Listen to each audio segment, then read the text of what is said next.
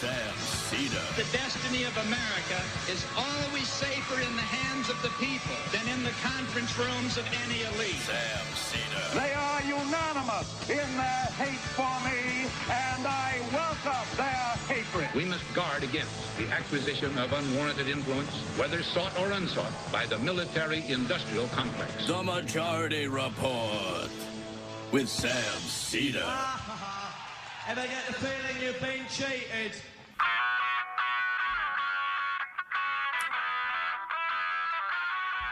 It is Monday, July 25th, 2022. My name is Sam Seder. This is the five-time award-winning Majority Report. We are broadcasting live steps from the industrially ravaged Gowanus Canal in the heartland of America, downtown Brooklyn, USA. On the program today, Kathryn Judge, professor at Columbia Law School, author of Direct, The Rise of the Middleman Economy and the Power of Going to the Source. Also on the program today, the Central Park 6th to be exonerated today after serving 30 years in prison. Housing market supposedly cools as Fed look to raise rates again this Wednesday. Steve Bannon found guilty on 2 counts of criminal contempt of Congress. Senate to move to fund semiconductor chip production subsidies. Trader Joe's raises pay by $10 an hour on Sundays on the eve of the union vote in Hadley, Mass. Go back and listen to our interview on June 21st, June 15th. For more on that, HarperCollins workers staged a one-day strike last week. And the latest Republican-funded AIPAC money dump is now up to $3.3 million in primarying Andy Levin from Michigan. DOJ opens an environmental racism investigation in Houston. The FTC teeing up possible suit against the defense contractor Northrop Grumman for breach of its terms in its 2018 massive arms dealer merger. Producer merger. Russia strikes Odessa, threatening its deal to unblock Ukraine grain exports. All this and more on today's Majority Report. Welcome, ladies and gentlemen. Thanks so much for joining us. Glad could be here. Little sweaty in the office again, of course. Of course. It's part of its charm? Yes. Question mark? We're waiting on a new air conditioner, but I don't know. We may have to get a newer air conditioner than the new one that we're waiting on. Emma Vigland here, of course, as always. Just sweating to the newies. Yeah, we'll get a new air conditioner when hell freezes over. And by hell, I mean this office. Yes. Well, it's a little more dramatic than I was going to go for. I thought we'll probably get it by October, but it could be. I mean, who knows? I don't have the dates on hell freezing over, so unclear in that accord. Welcome, ladies and gentlemen. I think people know it's hot mostly around the country. Very hot. I think Oregon's, they're talking about maybe 110 degrees. Jeez. Today, Europe, of course, also sweltering. I wouldn't worry about it, folks.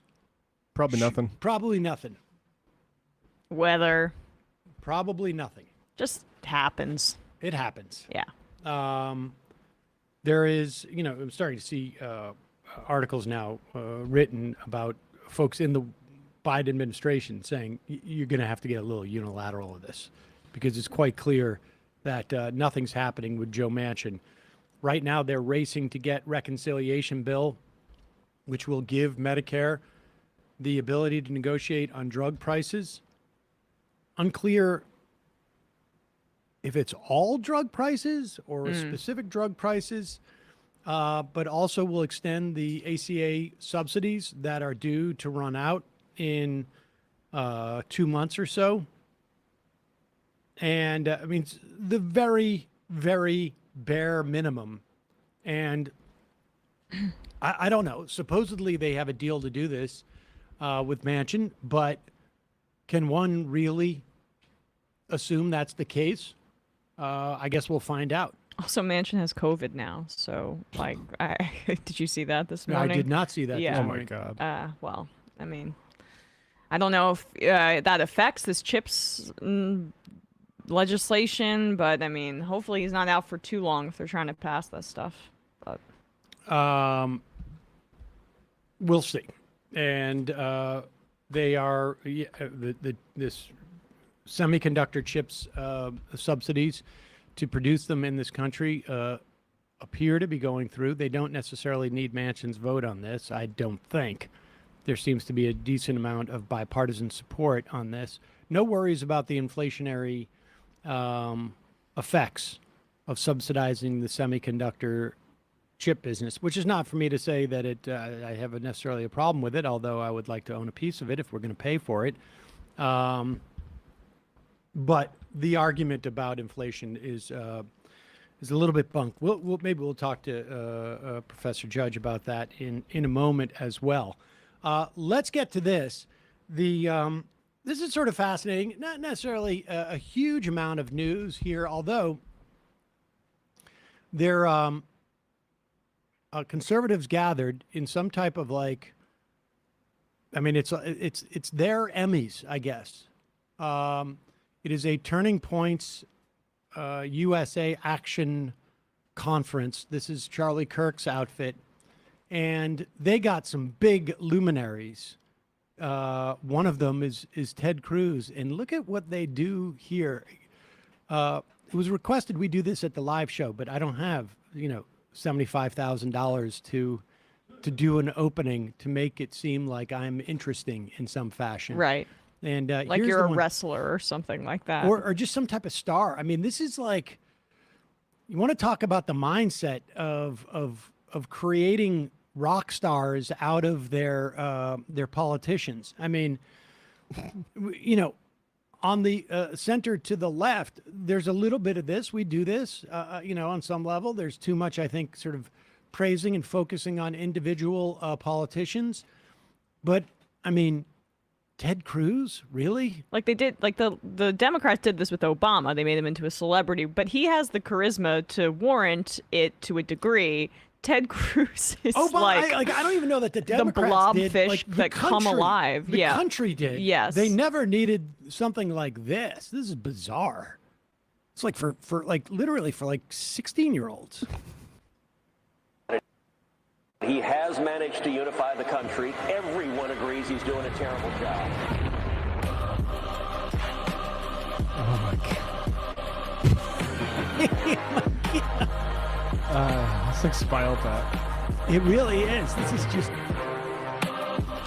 Hey, everybody. It's me. I've requested this for when I walk into the office. This kind of treatment. Yeah, but that's because it'll probably be nice and cool. All that mist. Oh God, the charisma. He has Brett managed Michaels. to Yeah, we don't unify need to see it the country. again. That's good. Let's just see one of his top line policy statements that he gets to during this. Honestly, it's like a conference set for 16-year-old boys, I guess. I know. And frankly, I'm sorry I apologize to the 16-year-old boys out there for Man, even saying that. yeah, I was into Muse and Arctic Monkeys and cool bands like Radiohead and stuff like that. And these kids are cheering to Ted Cruz. Oh coming out. yeah. Go ahead. All of y'all on campuses across the country, your classmates, even if they're scared to say it, are looking around thinking this stuff is nuts.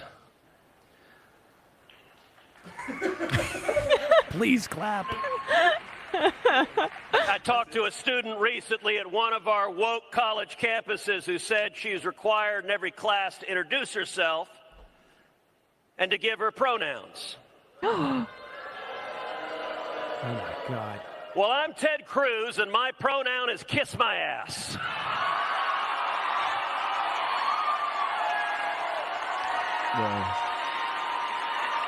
I mean, God, it's like seeing the Beatles. do we really need to? We don't need to go any further on that. But let's listen to some of the policy proposals from Matt Gaetz. Here is one. I mean, it really is just this is what they're doing with their youth, folks.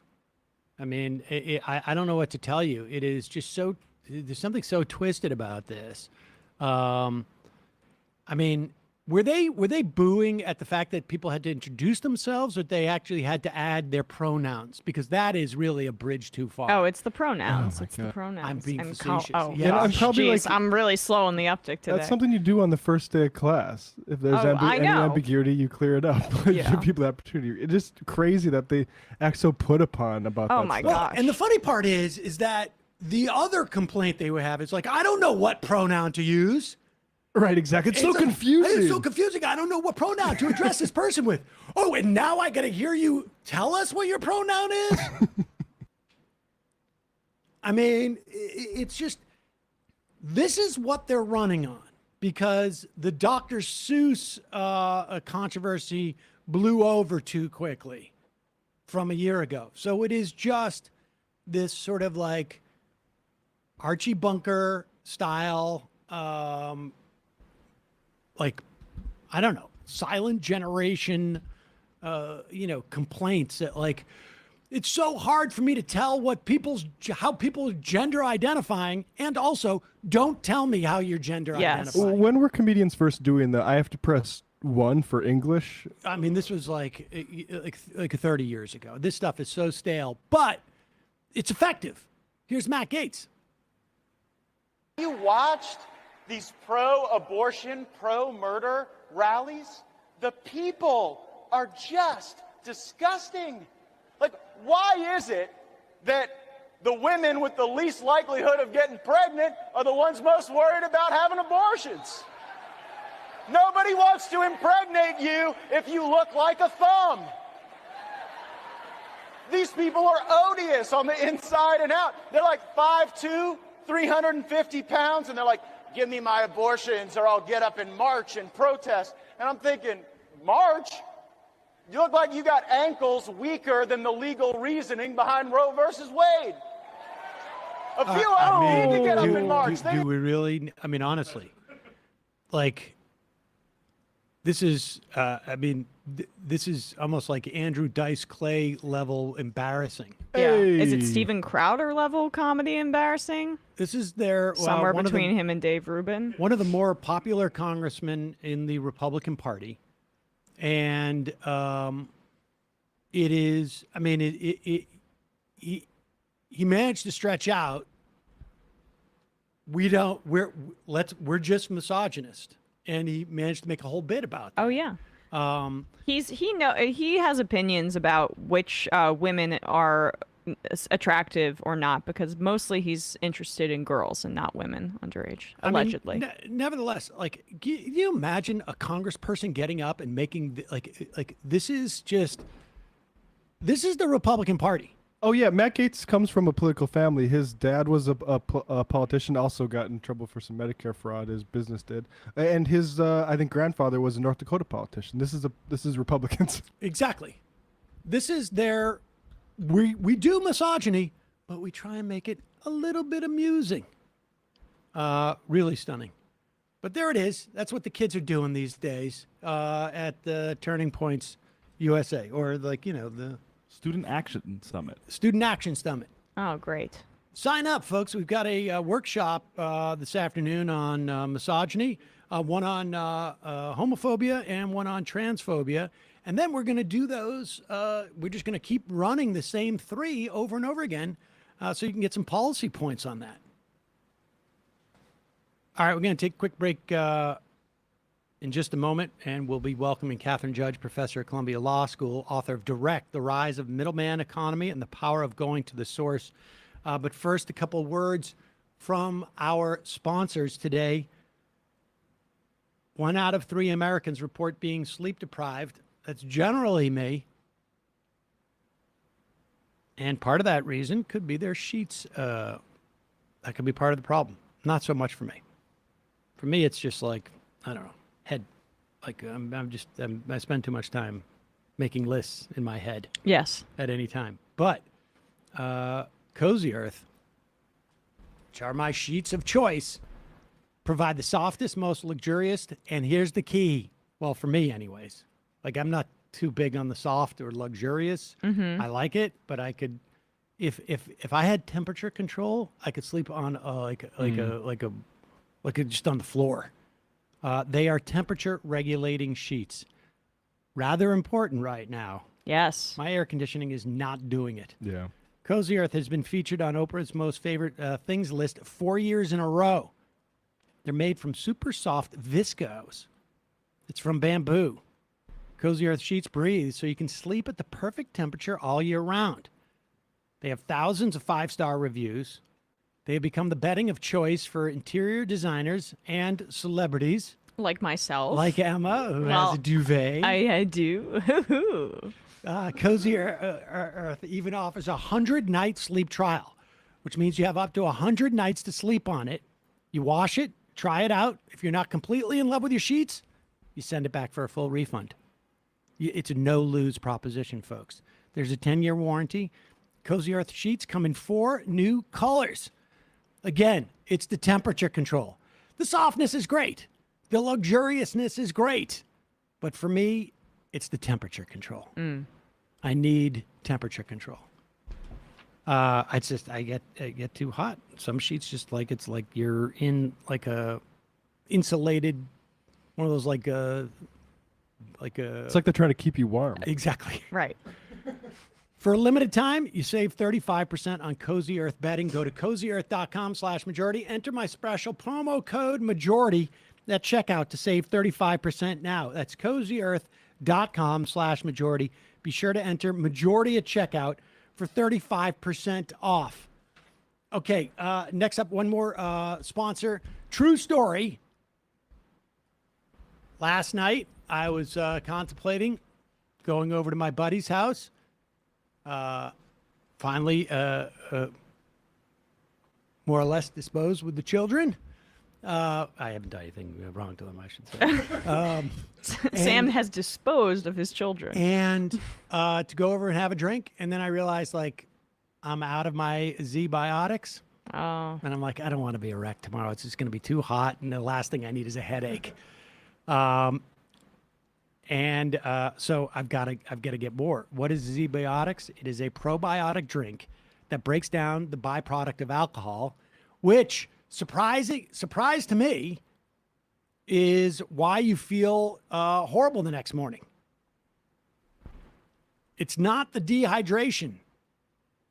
It's like a chemical that comes out of your gut, essentially.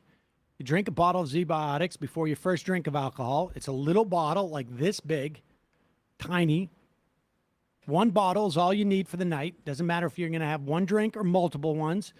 You drink responsibly. You pace yourself. Get a good night's sleep. The next day, you feel great.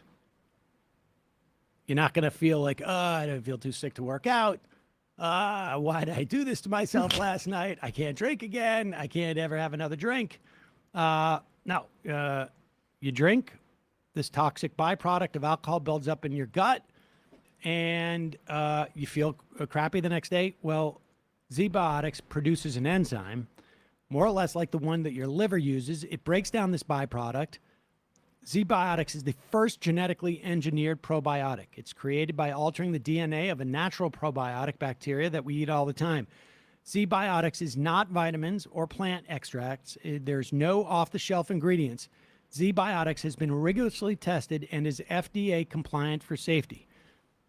If you're the kind of person who likes to drink with friends, unwind at the end of the day, still have a full day planned the next day, Z-Biotics is perfect for you.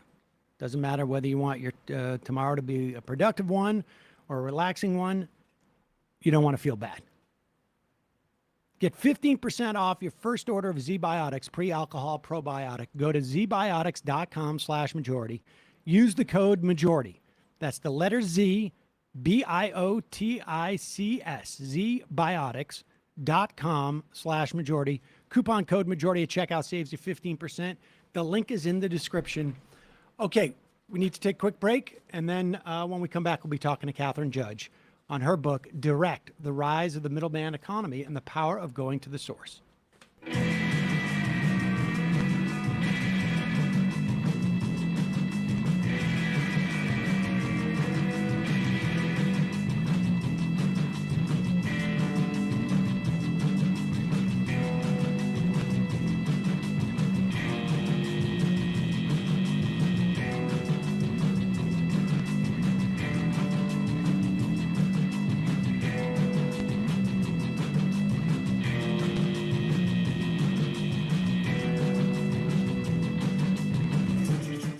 We are back. Sam Seder, Emma Vigland on the Majority Report. Want to welcome to the program Kathryn Judge. She's a professor at Columbia Law School, author of Direct: The Rise of the Middleman Economy and the Power of Going to the Source. Kathryn, thanks so much for joining us. Thank you for having me. So let's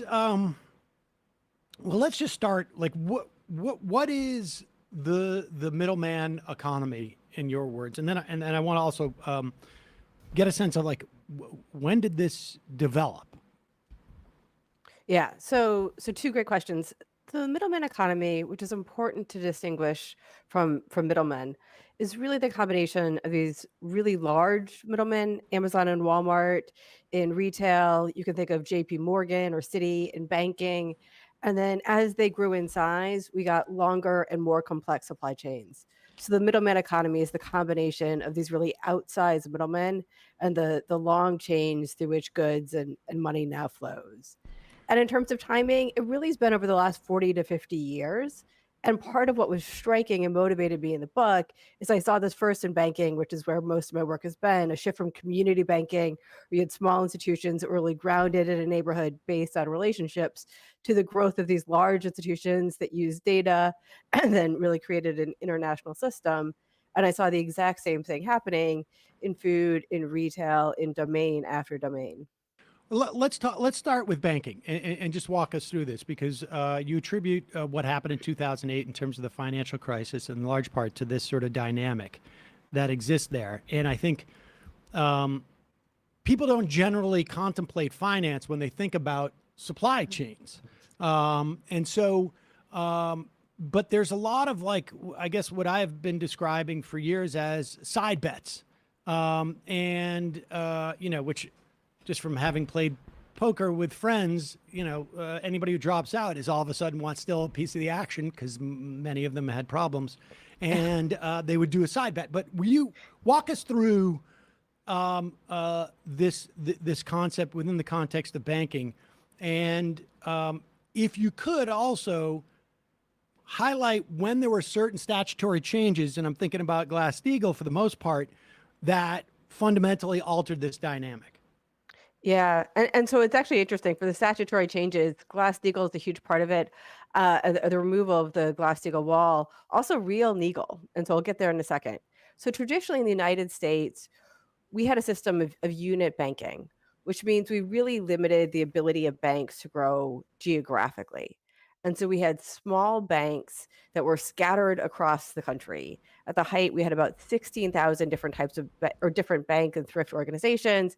Sometimes they had local branches, but they generally constrained to a state, and oftentimes really operating out of an area that was small within that state. And we can go back and look at the way that they banked. And we can see that they were willing to take risks, for example, on small businesses, making loans that were not economical, because they expected to get that business from the small business if it grew and it was successful. So they were really grounded in relationships. They were really grounded in their community. They were taking money from local depositors and cycling it back into the community. And there were some fragility problems with this, but there were also some advantages. So there were some significant trade-offs. And then we really had multiple decades of deregulation. And so we did allow the merging of investment banking and commercial banking, which I think is the most famous. But we also really lifted a lot of the geographical restrictions that had previously existed. And banking regulators became more willing to allow mergers to go forward. And so what we saw is a small number of institutions, really the top 4 to 6 banks, depending on how you look at it, grew and took over a bigger and bigger proportion of the outstanding banking assets. And in the process, they had a different way of doing banking. So what they would do is they would use a lot of data. And they would create these standardized metrics to figure out whether or not they should make a loan. And this made it a lot easier for them to not only hold those loans on their balance sheet, but to put them into securitization vehicles where they suddenly could create this new entity and say, look, we've done a bunch of research. Here's a bunch of representations and warranties over why this portfolio is going to perform. And then that's how you started to get things that look like supply chains or capital supply chains, but you had money flowing in from Europe and Asia where you had loans layered into securitization vehicles and sometimes other layers after that, whether it's asset-backed commercial paper or layered securitization entities, which allowed all kinds of new money to flow into home loans and to other types of loans, but also created a lot of new sources of fragility and undermined accountability in some meaningful ways. So we had two different dynamics, if I hear you correctly on this. One is the ability for these banks essentially to get larger. And there was multiple ways in which they did it on different planes, both in terms of like what type of businesses they could engage in and the geographical limitations they had. So we allowed these banks to get larger. The way their business changed was from personal relationships, which the fragility you speak of was like, well, if Jenny's a lumber company goes under, we've invested a lot in that in terms of a loan, and she can't pay back this loan. We're in trouble. But at the same time, we have a relationship with Jenny. We're going to place localized bets that aren't necessarily the best odds necessarily, but they're all that are offered to us. So we're going to take those if we want to engage in business, and we'll be conservative in other areas. Whereas once they get bigger, we forget about Jenny and we just look at the sheer volume, and we're just going to place 30 bets out of the 1,000 that we could. And we know that statistically those 30 should, 15 of those should pay off and pay for the whole suite, essentially, for everything. Yeah.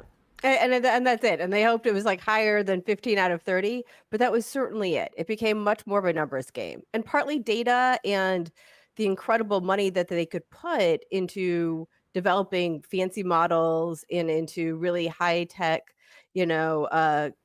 IT allowed them to increase the accuracy of those bets. But as we've seen, once you try to shift away and elide the importance of person and place and in the individual characteristics, there's a lot that you lose that turns out to really matter in certain states of the world. And that's what happens when these things get securitized. Essentially, you have an anonymous group of loans that, are given some, standard, quality standard, in which, we had a problem with that with the rating agencies too. And people are just like, okay, it's rated AAA, so I'm gonna bet on this, and then the whole house of cards falls apart. So how does this also apply to let's say retail? I mean, I get a sense in terms of Amazon, less so with Walmart, but explain this to us in terms of retail. Yeah. So first of all, just to follow up on your example a little bit, part of the reason everything exploded is that actually the number of home loans that went bad was significant, but it wasn't overwhelming, and it shouldn't have overwhelmed the financial system. A core challenge is those chains were so complex that once people didn't rely and didn't trust the ratings, then suddenly you were in a situation where people had to instead find out for themselves what they'd be worth, and they couldn't do that in a timely way. So market participants didn't know, and regulators didn't know, and that exacerbated the fragility. And that's where we are right now with supply chains. So in different but similar ways, and I do think this applies to Amazon and not just Walmart, even though the mechanisms are different, you see this incredible scale, right? You have these middlemen that are suddenly feeding so many more consumers that they want things on a whole different scale. And at that scale, it seems efficient if what you're trying to do is minimize price, to kind of disaggregate the process of production, because every little bit of cost savings that you can get from doing this step and wherever it's cheapest to do that step seems worth it at that level of scale. So we see the growth of the size of these middlemen, and then we see a change in production from being something that not only happens in the US to something that happens abroad, to then being actually a multi-continent undertaking where different pieces are carried out at different places along the way. And that works really well when everybody trusts the system to work, just like it works really well when everybody trusts ratings.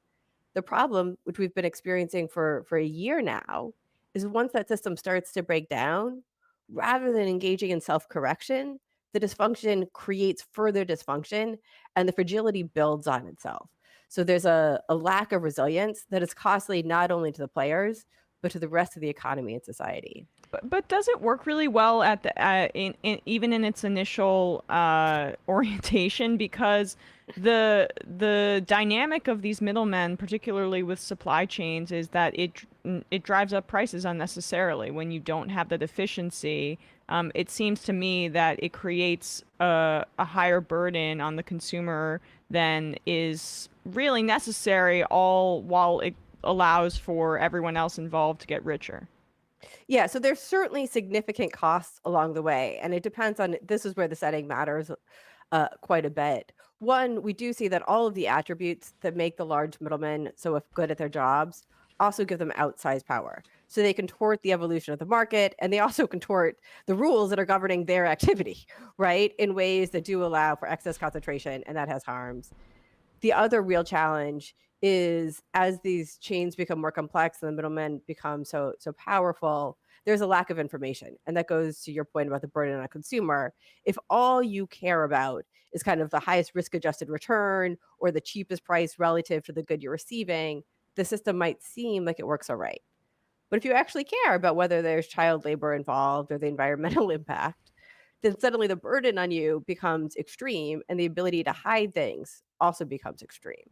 And of course, we also get the type of we have the fragility of the supply lines that we're seeing now. And I want to circle back to this in a bit because they're just about to pass this chips bill, the semiconductor chips bill, which ostensibly is addressing at least a very specific element, but semiconductor chips in our today's society obviously have implications in a lot of different industries. But how is what we're talking about now different from like an antitrust issue? Because we have this aggregate, and so much of this is a function of size, it seems to me, that size both engenders the problem because it also provides it creates a different sort of structure in which people can do business. The bigger banks all of a sudden just rely on data. The bigger retailers, have a certain monopoly, and so they can sort of dictate terms to their sources and suppliers. How is this not exclusively an antitrust issue? So it is an antitrust issue, but it's more than an antitrust issue. So first of all, one of the takeaways clearly is we need to do a better job with antitrust enforcement. And a lot of these domains, the problem has grown to be bigger than it ever ought to have been allowed to become because a lot of this does overlap with the classic harms that competition policy is meant to address, which are the dangers that flow from that excessive concentration. And kind of there's been a renewed interest and renewed appreciation of the variety and depth of those costs. So part of this is, yes, we need to be doing a better job enforcing antitrust law. And we need to do so particularly when what we're talking about are intermediaries or middlemen, because the harms there are significant. It goes beyond antitrust, though, in a couple of different ways. One, antitrust traditionally has not been focused on the fragility dynamics. That's something we focus a lot on banking and financial regulation, but we haven't normally thought about resilience as something that we need to prioritize and think about in a structural way in domains beyond banking, beyond some kind of certain critical domains that we recognize as critical. And I would say right now we're at an inflection point where we recognize that building in resilience is going to require a broader set of tools, both by companies and by regulators, and that has benefits that overlap, but are certainly not synonymous with what you would think about with antitrust. That it could arise in other areas. And the other thing I'd say there's additional solutions of what we can try to do here. So a lot of what antitrust is about is top-down solutions. It's trying to limit these concentrations of power. But once we start to understand the structure of the middleman economy, then we realize that another way of trying to balance out the playing field can be creating the infrastructure that we need to build resilience, but also competitiveness and an outside option from the bottom up. So whether that's a post office, whether it's kind of, subsidized reshoring of particular activities, it allows for a broader thinking about the types of interventions that we need to achieve the outcomes that we want to achieve. Okay, so let's just start. I want to sort of unwind some of that there. By resilience, like what do you mean by resilience in this instance? Yeah, so resilience is in the face of a shock, and it can be an endogenously created shock where 2008, the banks had made overly risky loans, and so they created a shock that then reverberated and broke down the system, or it could be exogenous. I mean, the pandemic was an exogenous shock relative to supply chains.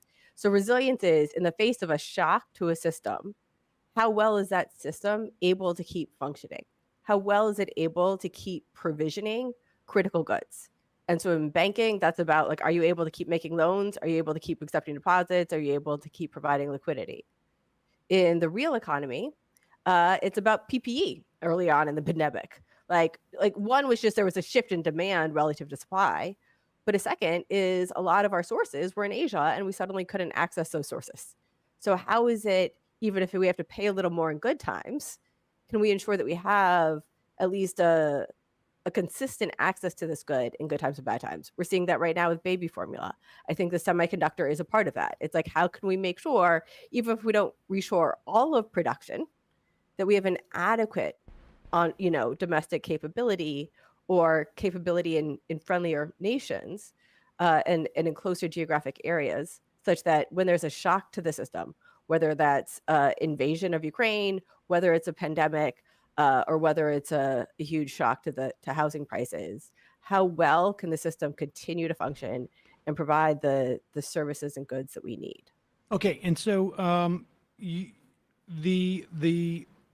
I guess the limitations on antitrust is that it is more, I guess, reactionary on some level to attempts to consolidate. Although I guess we could unwind things and bring things back. I mean, for what it's worth, it's happening with Northrop Grumman, maybe with the FTC, but that you argue that we need to sort of create a new infrastructure for which we deliver these goods and services, I guess, from the bottom up. Like what, when you say we, are we talking about our government doing this through like some type of industrial planning or what comes of it? I mean, because we're seeing it with the semiconductor thing. On some level, it's also sort of like, okay, well, we're providing subsidies, and I guess the benefit is that we're not going to have a scarcity of cars going forward, theoretically, because they need semiconductor chips and they can't get them from wherever it is they're buying in Asia because, there's a lockdown or something. I guess that is also the benefit. I also sort of inclined to think like, I'd like a little piece of what I'm investing in terms of cash, but, or ownership or equity. But is that what we're talking about? Walk us through what that means to do it from bottom up. Yeah. So first of all, I mean, both in terms of who's doing it, I think it's both the government. It is kind of individuals can make different decisions, but really it's government. It's also companies starting to make different decisions. I mean, I think it's always noisy when the government does a lot of reforms, how much private shift there is. But we're already seeing companies making very different decisions in terms of their supply chains, both in terms of at times diversifying sources, but also deepening relationships, trying to limit some of the excess complexity, because I think they had been more focused on those short-term cost savings than their ability to access goods over the cycle. And for car companies, which you referenced, I mean, not only was it a contributor to the inflation, which has really harmed all of us, but it was harmful to those companies. I mean, they lost out on an incredible volume of sales in 2021. So not only car companies, but other industries are looking at that and starting to realize, oh, well, maybe to be able to maximize kind of our long-term profitability, we actually need to make different decisions. Nonetheless, the level of investment you're going to get on a purely private basis is probably always going to be insufficient relative to the public goods that we want. So part of it is a private correction, and then it is a public correction. And again, that varies and by the private sector. correction, and just to be clear, the private correction is going to be focused on the specific problems of individual entities as opposed to a system-wide situation, right? I mean, on some level, it's in the best interest of these individual entities to figure out a solution that their competitors don't. And so, having it be system-wide is sort of runs contrary to their best interests on some level, unless they are the system, right? I mean, for the most part. Yeah, no, I think that's certainly accurate. And that's where the government is going to have a critical role to play. I think at times it's not always one or the other.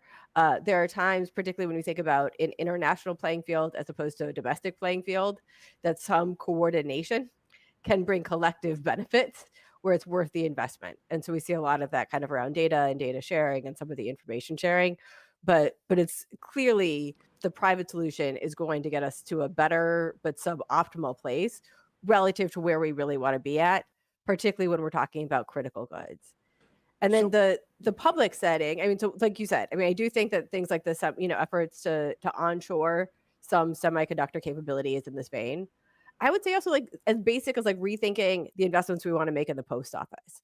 I mean, a lot of the question is once we have this middleman economy, once we recognize how it's going to perpetuate itself, provide some benefits, but also introduce new risks, part of it is creating a structure that allows people to opt out.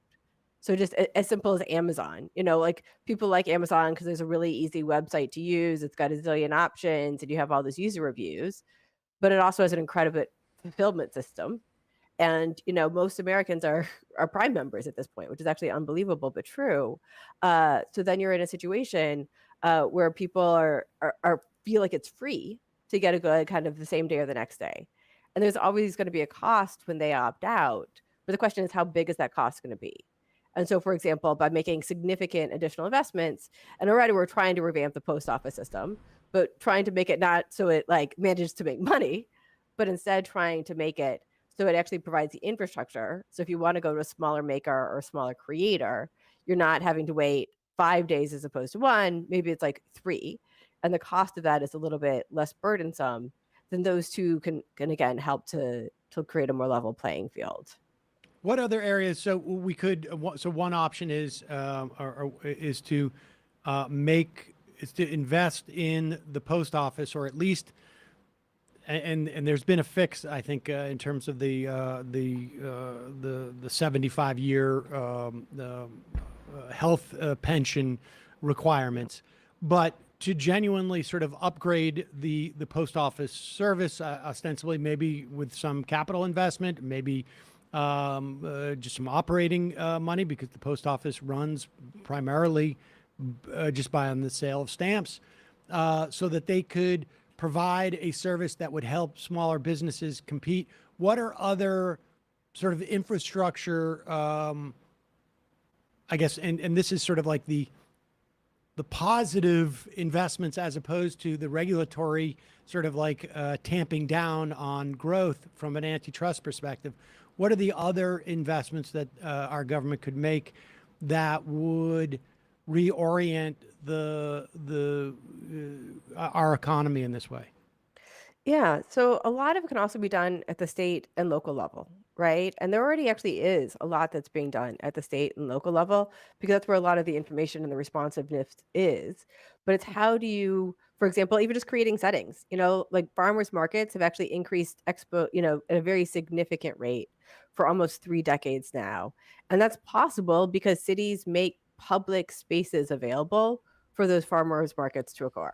And that might seem like a small decision, but it requires a lot of effort, requires some investment, some figuring out the logistics, but it makes a very significant difference. So now people still go to grocery stores. It's not that people who shop at farmers markets don't also go to grocery stores, but in choosing to be able to opt and get even a little bit of their food more directly from the farmer, where it's either the farmer or kind of somebody on their behalf, where there's a much shorter chain, there's more information, there's more accountability, and there's actually spillover effects in terms of how people eat in other aspects of their diet. So there's a lot that you can do in terms of kind of creating the spaces for connection.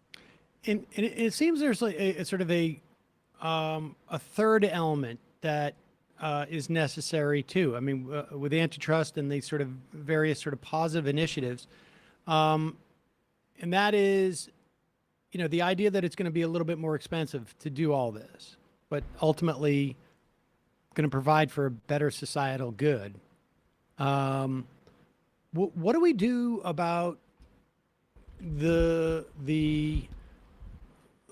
fact that we have people who can't afford to shop at a farmer's market, and that, farmers markets are generally situated, for the most part, not totally, either, extremely rural areas where it's not, that, or in cities where there is a higher concentration of wealth, specific areas of that city, because, it's more expensive. Like, what do we do on that end to make all of this work?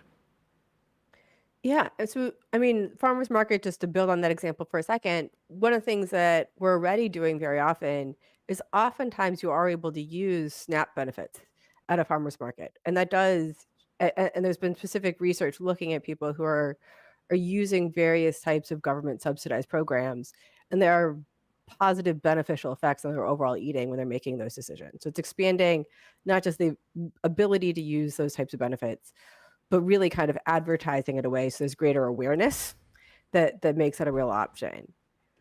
More generally, part of what's interesting is we tend to think about consumers or investors in our status as consumers or investors, right? And part of what I try to draw out in direct is that is a segmenting off of the different parts of who we are in ways that have really been destructive to a lot of what has traditionally been the kind of the backbone of the economy and the way that feeds into society. And so part of what's been interesting to me as I've written this book, a lot of people living in cities, when I talk about more direct exchange and shorter supply chains, they're like, oh, you're talking about these like boutique little places in Brooklyn or in Silver Lake and these like high-end areas. But actually, I've gotten incredible responses from people in Ohio and South Carolina asking me to come talk because they already see this happening in their communities, because it's the way a lot of people are already making money on the side.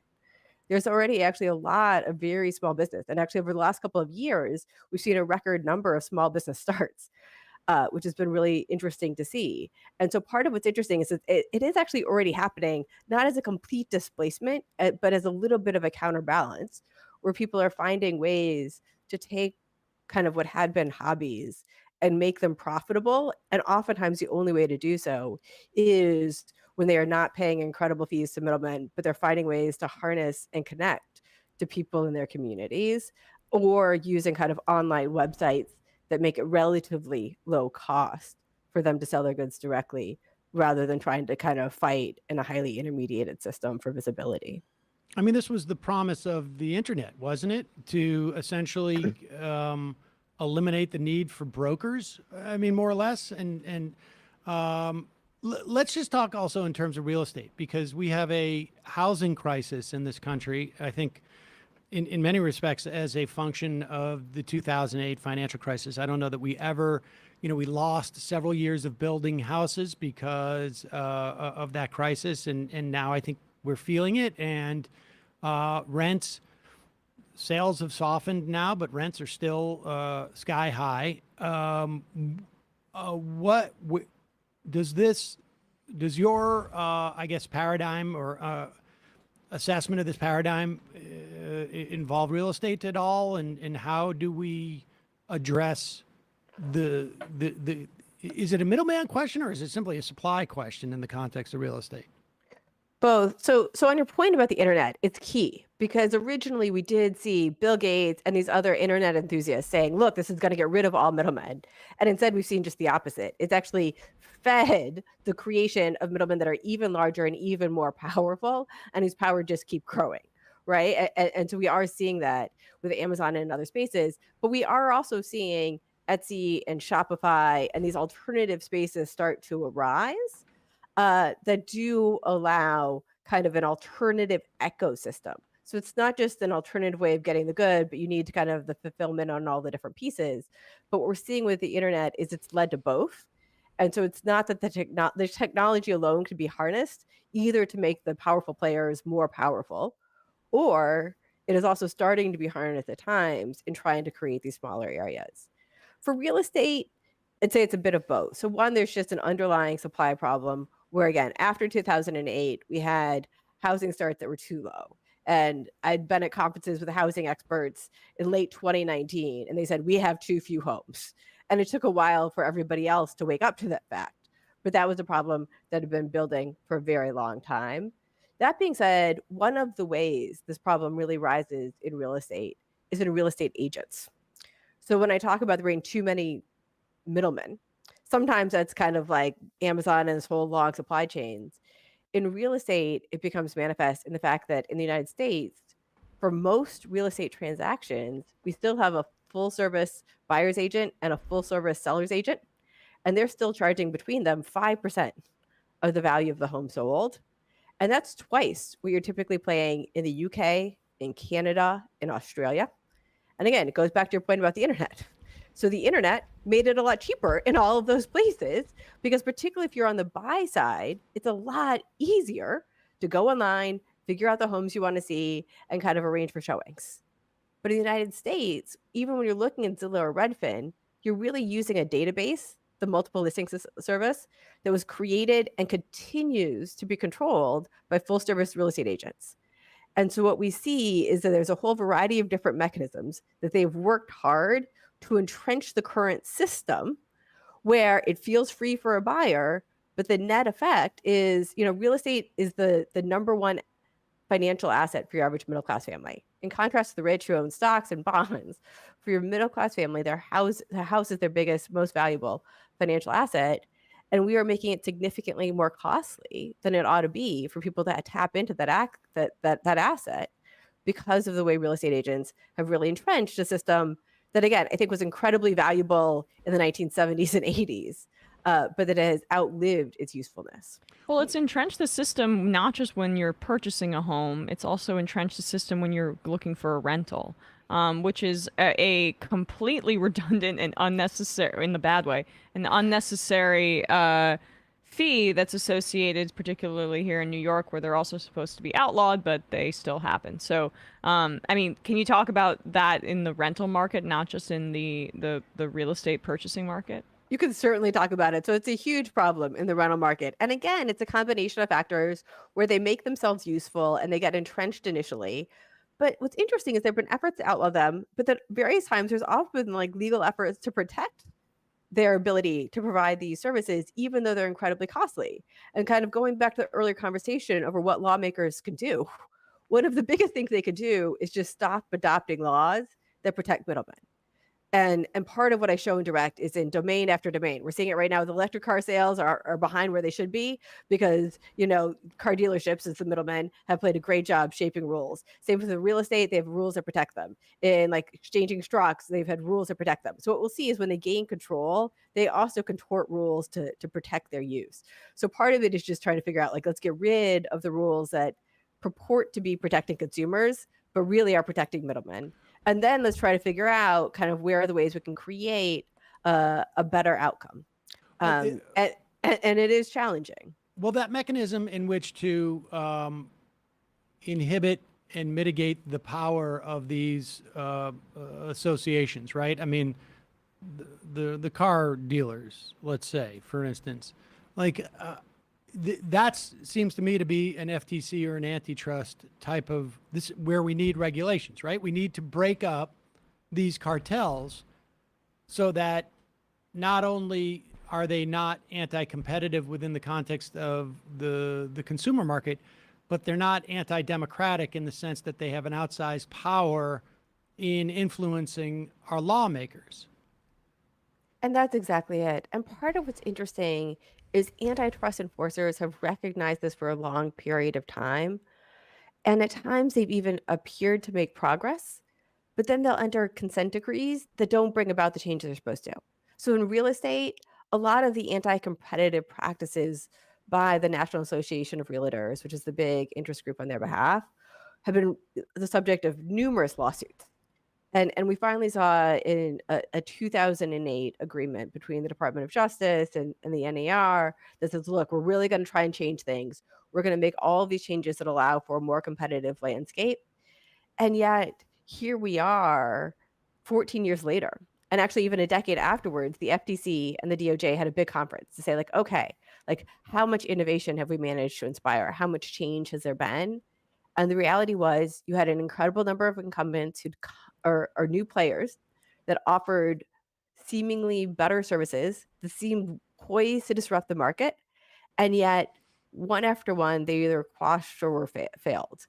And so part of what we need to understand is that it's not only we have to bring these tools to bear, but we do have to understand in very specific and context-sensitive ways, what are the various attributes, the control over infrastructure, the relationships that give middlemen the outsized power, because it's only by understanding what makes them distinctly harmful that we can craft the type of policy solutions that are actually going to be effective and help us achieve better outcomes longer term. So much of this seems incumbent upon returning to a and to some extent we're starting to do that with this administration. One of the, in my estimation, one of the highlights of this administration is at least a move to return to a pre-Robert Bork sense of what constitutes antitrust, and that it's not just a measure of, short-term cheaper prices for the consumer, but long-term, these questions of resiliency, these questions of market power, these questions of impact on our democracy, so that we can efficiently address these problems. I mean, that's ultimately what we're saying. When we have a loss of democracies, we can't really address these problems because there's outsized interests that are making money off of the sort of market failures, if you will, or the inequality that exists currently. And I think that hopefully will be one of the long-term legacies of this administration. And it takes time to bring about meaningful change. We've had a very long period of time where we've had a very narrow paradigm of the type of harms that were cognizable for antitrust purposes, and a very narrow sense of the type of tools that we ought to be using to promote competition. And I think we've seen a variety of signs from this administration and through the leaders that they've chosen that they are really working to bring back a more robust understanding of what they're supposed to achieve and how they're supposed to achieve it. And I think it's going to take time, but it has been an absolutely critical shift. Isn't this is a bit of a left turn, I guess, but aren't health insurance companies the ultimate middleman? Talking a bit more radically here, but private health insurance is a price gouging enterprise essentially, and it would be a lot more efficient for everybody if it just came directly from the government.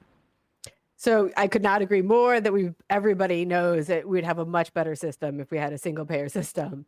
And so there's a lot to look at that's wrong with healthcare. Healthcare is also an area where even beyond the health insurers, the incentives that arise and the opacity that arises because of how we pay for healthcare is an area where we also see a growing number of middlemen. And this is one of the current priorities where we've seen not just Chair Lena Khan, but all 5 FTC commissioners actually sign on to a recent effort to look in the practices of pharmacy benefit managers, for example, which are one of the, and so we oftentimes talk about the middlemen we see, and I talk about those because those are the ones that are most visible to us, but very often it's the wholesalers and distributors that are right behind the actors that you see, where a lot of the power really accrues. And there's some really interesting research looking in areas like insulin, for example, where even as the cost is going up, the amount that's actually going to the producers has been going down.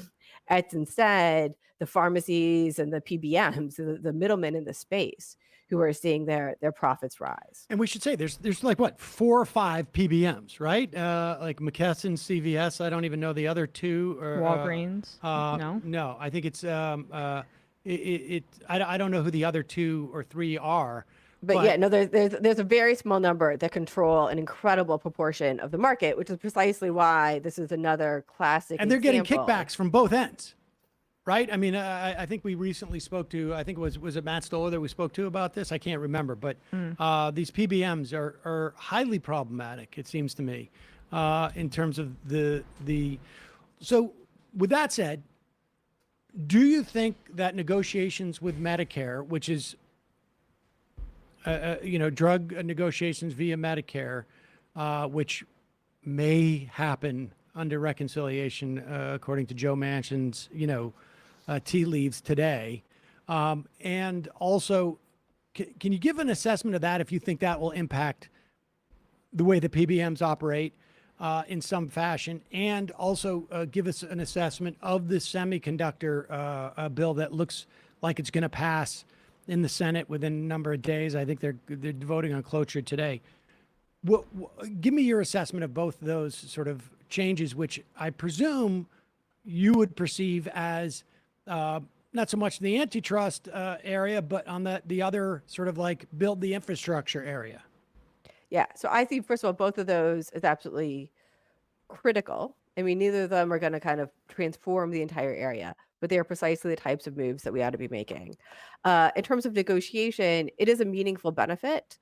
But going back to our conversation about real estate and the previous efforts to bring about enforcement change, it's not just do you have the power to negotiate, but how informed are you about the structural issues that cause these problems to grow on themselves? And how willing are you to go in and negotiate not just with respect to price, but potentially also with respect to structure in ways that help to address some of the incentive problems that arise? Because part of the problem is if you have too many middlemen and they're all trying to get a little bit of a cut, even if you can negotiate, what you're going to get is going to be set by a baseline that just assumes too many people taking too much relative to what would be optimal. So it's both the ability to negotiate, but it's also the ability to use that wisely and strategically to really make sure that you're getting the long-term gains and with an eye towards the broader system, so that there should be positive effects outside of the Medicare domain because you're actually trying to thoughtfully bring about structural changes needed. Same thing for the semiconductors. I think part of what we're seeing there is an understanding that for geopolitical reasons, if nothing else, intermediation really matters. Middleman structure really matters. Where things are made really matters. We had this period of globalization where we tried to pretend all these things didn't matter and that all we wanted was an efficient system. And instead we got a system that was fragile and controlled by a geopolitical party that we ought to be really concerned about. And so I think it's a helpful effort to say not only where things are made, but again, that's going to be helpful in thinking strategically about, well, what are the mechanisms through which these new onshored goods are going to be distributed? And kind of how do we help to build resilience, not just at the level of the production of the semiconductor, but in the relationships between that semiconductor producer and other important American companies. Let me also, one last question. Sorry, I couldn't help myself. In terms of inflation, the Fed supposedly is going to raise interest rates again on Wednesday. The rumor, I guess, is 0.75 of a point again. Give me your sense of just the inflation that we're experiencing. It is real insofar as it costs more for, me to buy milk. It costs more for me to buy bread. It costs more for me to buy lumber or gas. And it certainly has been far more durable, this inflationary period, than I had presumed it would be a year or two ago. The theory that we hear from at least the Washington, D.C. and by some is that we've spent too much money and we have created too much demand for our economy to fulfill. But Britain has almost the exact same inflation rate. There's a disparity between the cost of oil by barrel and gas that is out of whack with what we've seen in the past. I mean, how much of this inflation, and I don't mean real insofar as it's experienced, but how much of this inflation is driven by the dynamic that we're told there's too much demand relative to our production, I guess, capacity as opposed to ability, right? Because like there isn't all of a sudden overnight, all of a sudden, like everybody's just got much more demand associated. It's just, it's changed a little bit as to what people want. And, you know, we still had total lockdowns in major production centers in China, like as of, I don't know, 6 weeks ago, maybe less. How much of what the Fed is doing is really about inhibiting what's happening in the labor market versus what's happening of these inflationary pressures? Yes, I think it's key to step back and to think not only about the choices the Fed is making now, and yes, it looks like 75 basis points. They feel like they're behind the curve. They need to feel like they feel the need to ramp up quickly, but how we got here. One, I would say we had artificially low prices for an extended period of time because the prices were enabled by these inherently fragile supply chains. And building an adequate amount of resilience is going to increase price levels some. That doesn't mean a loop of ongoing inflation, but that price levels should even out at something higher than what we saw previously because they were artificially depressed because of the fragility is built in the system. It's the same thing we've seen in credit creation, right? Credit creation is plentiful today, but slightly less so than it was pre-2007 and 8 and Dodd-Frank because we decided we needed to invest in a more resilient system, and I think we need to do the same for the rest of the economy. But part of what is really interesting here is not just, as you said, the overall supply versus demand, but the Fed was also really slow to realize that the supply chain problems that started to become manifest really in 2021 were going to be persistent and grow before they corrected themselves. And that is incredibly reminiscent of where we started the show, which was talking about 2007 and 2008.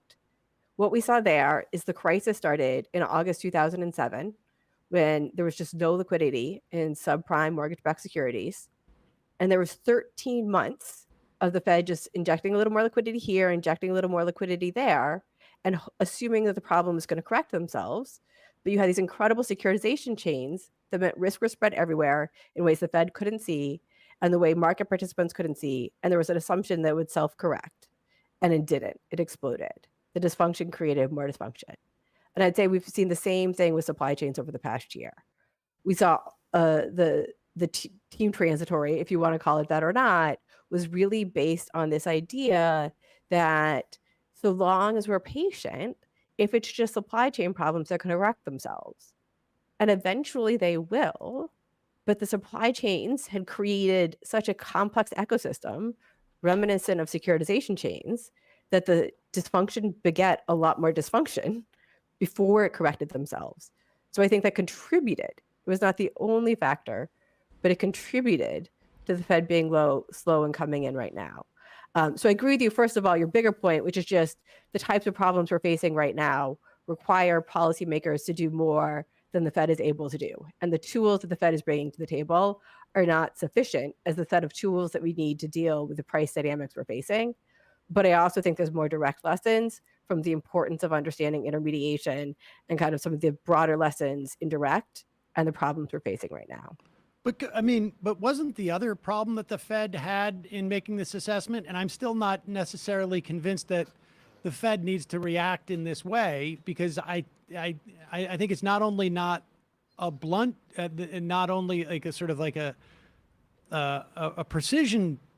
It's not only a blunt tool, it's also even more imprecise in terms of how it impacts the economy, right? Because its first thing is housing, and that's sort of almost the last thing that we need it to be doing, it seems to me, when it deals with interest rates. But the other factor too was, you know, nobody could predict what COVID was doing, and nobody would predict the political response to the virus, because, you know, in New York, we have more people in hospital today than we did this time last year, and nobody's talking about it. And that's a political reaction to COVID, which, you know, Nobody knew if people were, I mean, I look at a restaurant and just, you fired all of your wait staff because people weren't coming in. You went down to a skeleton crew because you're just doing takeout. And then on some Friday night, all of a sudden, everybody shows up to come in and eat, and you don't have a wait staff. And you don't have as much food. And so you just say, well, there's a half a dozen people who are willing to pay three times, twice the amount for a hamburger, and I'm going to raise the prices, and maybe I'm making actually my profits are a little bit higher. Like, I guess my question is it really inflation? Not so much in the way that people feel it, but the way we respond to it. If we see profits rising in the way that they are, right? I mean, like, productivity should not be going up in the way that it's going up. If it's like, inflation seems to me to be too impressive a term, because inflation can be the things that are causing the rising of prices, or it could be dictating the response to those rising in prices. And those two things are not always the same thing. No, that's key. And I think unpacking the two gets back to the need to think more broadly about what are the set of tools and what are the actors that need to be playing a role, helping to address the situation. And also, how do we start to think about this, not just in terms of response, but in terms of prevention? So going back to your point earlier about antitrust in this administration, and I'm biased here, I should say my husband's currently in the administration, one of the critical moves they've made is they're not only like, all right, we're going to appoint Lena Khan to head the FTC, but we're going to create a competition policy committee that really says this is something that needs to be embedded in the missions of a much broader set of actors. And I think what we're seeing right now in terms of price stability, and I would also say that we need to think about this in terms of resilience, is the set of tools that need to be brought to bear, both when things go wrong, but also to prevent things from going this wrong, are much broader. And what about price controls and maybe nationalizing things? Like, I mean, if a gas refinery, if a refinery will not expand their capacity because they don't want to produce too much gas and then not make the profits that they're making, I mean, like, why can't we say this is a national security issue and you're going to do it? I mean, couldn't we be using the defense, production authorization? Couldn't we be using that more liberally? And couldn't we also be talking about price controls where we're seeing profits grow exponentially, and it's supposedly other issues that are causing, these hikes in price? I would argue that what we actually need to focus on is not trying to come in right now and fully just address these problems at the outer margin with these types of tools, but instead think structurally about what got us to this position. And that's where, again, going back to the rise of the incredibly large middlemen and the supply chains, the Middleman economy, as drawn out direct, part of what we see is we created a structure that was inherently fragile. And part of what that means are these boom and bust cycles.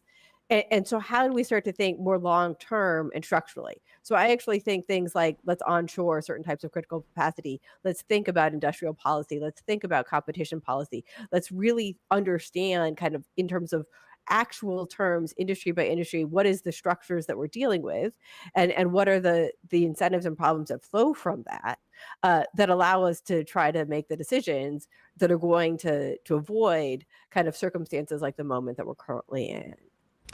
Kathryn Judge, professor at Columbia Law School, author of Direct: The Rise of the Middleman Economy and the Power of Going to the Source. Thank you so much for your time today. Really appreciate it. We'll put a link, of course, to your book at majority.fm. Thank you. Thanks so much. All right, folks. Emma just took I'm feeling a little sick. I don't know what's going on right now. It could be because it's like 150 degrees in here. Yeah. Well, the good news is there's a flash flood warning outside, so...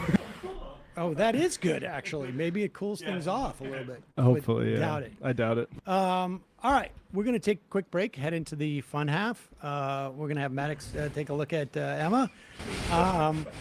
Just a reminder. Liquid IV. It's exactly. It's your Honestly, support. I should. Yes, you should. That's why I got mine right here. Yeah. A little free plug for them. It's your support that makes the show possible. You can become a member at jointhemajorityreport.com. You know what? Let me just read. I got a couple of emails that I wanted to read just because I want it to be in the free half of the show.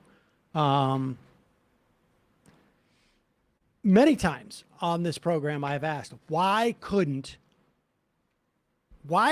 if we could nominate KBJ before Breyer had stepped down and confirm her, right? Why couldn't we do this before? And stack them. And we got one answer. I don't know if it's one answer. I don't know if it is. But it's from a listener. I'm a law student. I posed Sam's exact question to the law school subreddit a few months ago. Take this response for what it's worth, given the source. But the answer I got was that the Judicial Commission would no longer be valid if a new president took office because it would not be signed by the sitting president. Now, that seems reasonable to me, but it also suggests to me that, like, why wouldn't Biden right now just nominate somebody else, go through the confirmation while the Democrats still have the Senate, and if, God forbid, one of the right-wing justices do not pass away, then okay, then that nomination doesn't happen. But like Obama, when we controlled the Senate, when there were Democrats who would have voted for Merrick Garland, I guess. Mm-hmm. Why not nominate that person before then? And could the president also, thinking through that hypothetical, could, let's say Obama stacked a couple, could Biden just sign it even if he lost the Senate? But it's like, oh, this already went through that commission. I'm just going to put my signature on that instead of Obama's. It seems to me, I mean, you could, if it's still hanging there, although I'd imagine once the term of the Senate maybe ends, maybe that also becomes a problem. I'm not sure. But I mean, they won't even get rid of the parliamentarians, Sam. Well, not just get rid of the parliamentarian office, which is what I would like. They won't even change the person who's the parliamentarian. Right. And we know that Bush during, I think it was 2002, or maybe it was even 2001, trying to get rid of, they fired the parliamentarian in the Senate to get some Bush tax cuts going. Also, email. The other day, we did a video on a guy named Jason Rantz, R-A-N-T-Z. Mm-hmm. And I said, there's no way that dude's, he's a right-winger he was on Fox. He's a radio guy. And he surprised the Fox viewer by saying, AOC was right about needing a new, a rise in pay. salary for congresspeople but she's the wrong messenger because she sucks. She's a girl, an insufferable millennial. Yeah. She's a girl. She's actually he really perfect stepped in example of, but nevertheless. Yeah, somebody who had to work for a living before. Exactly. And so I speculated that there was no way that was his real name. It was yes. Whenever you hear anybody in radio my name's Lenny Bruce, or, well, not Lenny Bruce, I guess. That would be weird. But my name's Billy Bruce, or, Bruce Kevin. Whenever there's two first names, they changed their name. And I was like, Jason Rantz, that's just too on the nose. Yesterday, you played a clip of Jason Rantz and speculated it's not his real name. You're right. His real name is Jason Antebbe. I went to college with him, where he did a shock jock radio show on our college radio station. My personal connection was that as a freshman, when he was a senior, he used to, I don't know if I should read that. It's an accusation that cannot substantiate. But we do know his real last name ended in a vowel, which was too ethnic for right-wing radio, probably. Well, I think he changed it. Well, maybe he didn't change it then. Anyways, apparently this guy claims that AOL instant messenger was used as a conduit between that guy and other freshmen. But anyways, he was a notorious a-hole. That is a statement of Checks opinion. And eventually had his own show taken away from him for harassing students on the show. He then sued the college as a true campus free speech warrior, and they eventually settled. This is from the Inside Higher Ed issue from August 18th, 2006. Jason Antebbe, a 2004 Occidental College graduate who hosted a show at the college called Rant and Rave, was kicked off the show shortly after he called two identifiable students' names, bearded feminist and douche, respectively, on his show. Antebbe, who said he was an outspoken conservative member of the student government, that the students he made fun of had been publicly calling him racist, anti-Semitic, and that he sexually harassed women. And crazy how this is the framework for every conservative agreement from campuses to Twitter. Left is best. That is from listener Tom. Thank you, Tom. All right, folks. 646-257-3920. Also, you can get the app at majorityapp.com, and I am the show. But before we do, Matt, what's happening in the Matt Leckian media universe?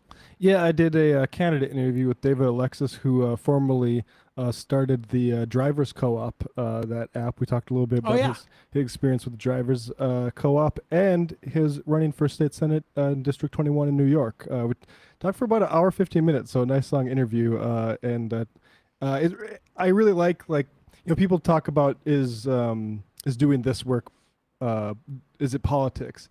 And David is a guy who was listening to Majority Report and TMBS and Chapo Trap House, and then decided to go start that co-op and run for office. Wow. So sweet. That makes it a lot more. It's nice to hear that sort of thing. So check that interview out, and a think tank for patrons, patreon.com/Left Reckoning, where we're over 1,000 patrons, which means I'm going to Austin at some point. Wow, I saw that. Yep. When's the last time you saw David in person? That's a good question. In person. Have you ever? I have seen David in person, yeah. Is the co-op that he started, is it the one, is it the app that I have? The Yep. co-op? Yep, It's the that co-op one? app, yep. Oh, awesome. Yeah. Talked a little bit about that. The sort of. We used to talk about that. Yes. Why doesn't somebody start one like this? And they did that. And, we talked a little bit about that. There's some truth to that. Like, you can just create an app, and it's not actually that difficult to do, although, there's some certain logistical and coding things. But the big thing that Uber has is a whole bunch of venture capital to flood the zone with, and to advertising, and to cover up the fact that they're not profitable. Exactly. Yeah. They'll subsidize themselves into a market, so it's worth it for drivers and we riders. call that the Amazon model. And then you pull the plug, and workers are starting to pay to notice that sucking sound that the plug's been pulled out. All right, folks. See you in the fun half.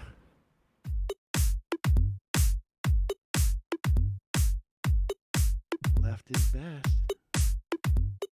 Jamie and I may have a disagreement. Yeah, you can't just say whatever you want about people just because you're rich. I have an absolute right to mock them on YouTube. He's up there buggy whipping like he's the boss. I am not your employer. I'm tired of the negativity. I'm sorry. I didn't mean to upset you. You're nervous. You're a little bit upset. You're riled up. Yeah, maybe you should rethink your defense of that, you fucking idiots. We're just going to get rid of you. All right. But dude. You want to smoke this joint? Yes. Do you feel like you are a dinosaur? Some good shit. Exactly. I'm happy now. It's a win-win. It's a win-win-win. Oh, hell yeah. Now listen to me. 2, 3, 4, 5 times. 847-906-501-457. 2, 38, 56, 27. 1/2. 5 8s. 3.9 billion. Wow. He's the ultimate math nerd. Don't you see? Why don't you get a real job instead of spewing vitriol and hatred, you left-wing Limbaugh? Everybody's taking their dumb juice today. Come on, Sammy. Dance, dance, dance.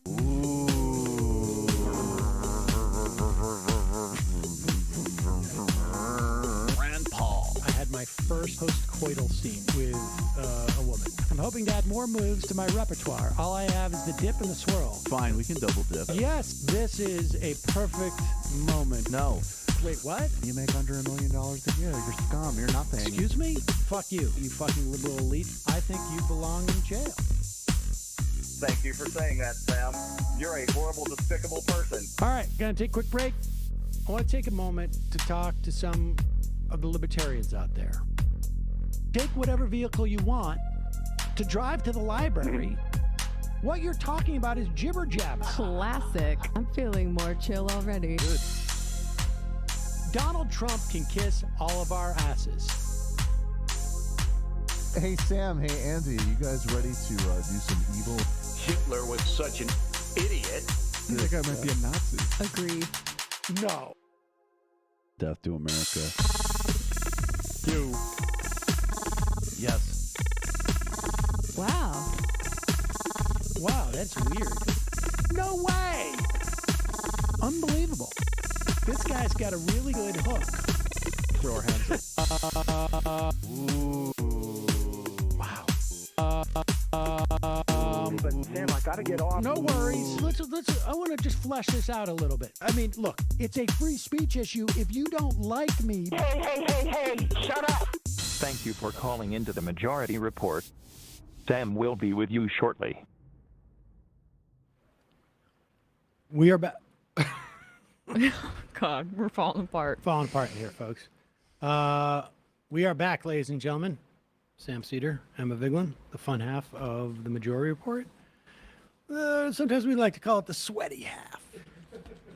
You know what I mean? If I projectile vomit on air, Projectile vomit half does not have the same ring. It'd be viral though. We'll get demonetized. Emma, if you vomit on camera. Oh then my God, people that are would gonna be share great. that. I once filled in for Keith Olbermann, and this was like, I guess, 12 years ago now.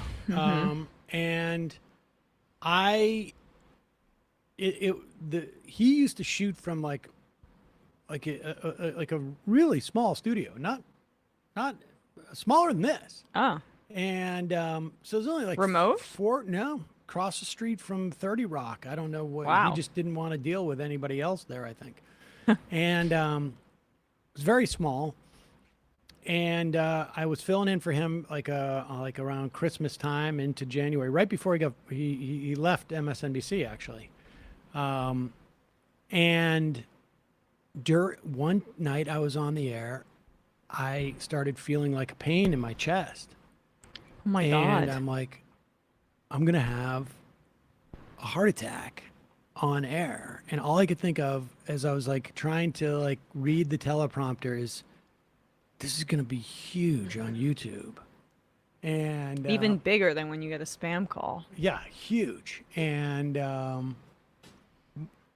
That's how I know Matt Gaetz was North Dakota, heir of North Dakota politics. Is his grandfather died on stage on TV. Oh my He was running God. for lieutenant governor, and his Gates' dad was in the crowd when was that? in the 50s.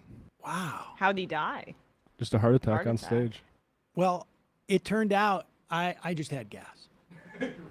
And Indigestion. It was gas. Okay. Well, I was trying It to was gas. give you a graceful. Indigestion. Out. And like I got to the break and I was like, God, man, I thought I was gonna pass out. And they were like, well, we didn't read. I'm like, God, all I could think of is like, this could be huge on YouTube. Like, but that was it. Sorry. You did not have a heart attack on there. Turned out I did not. No. We've opened up the call lines, ladies and gentlemen. I don't know what to get to first.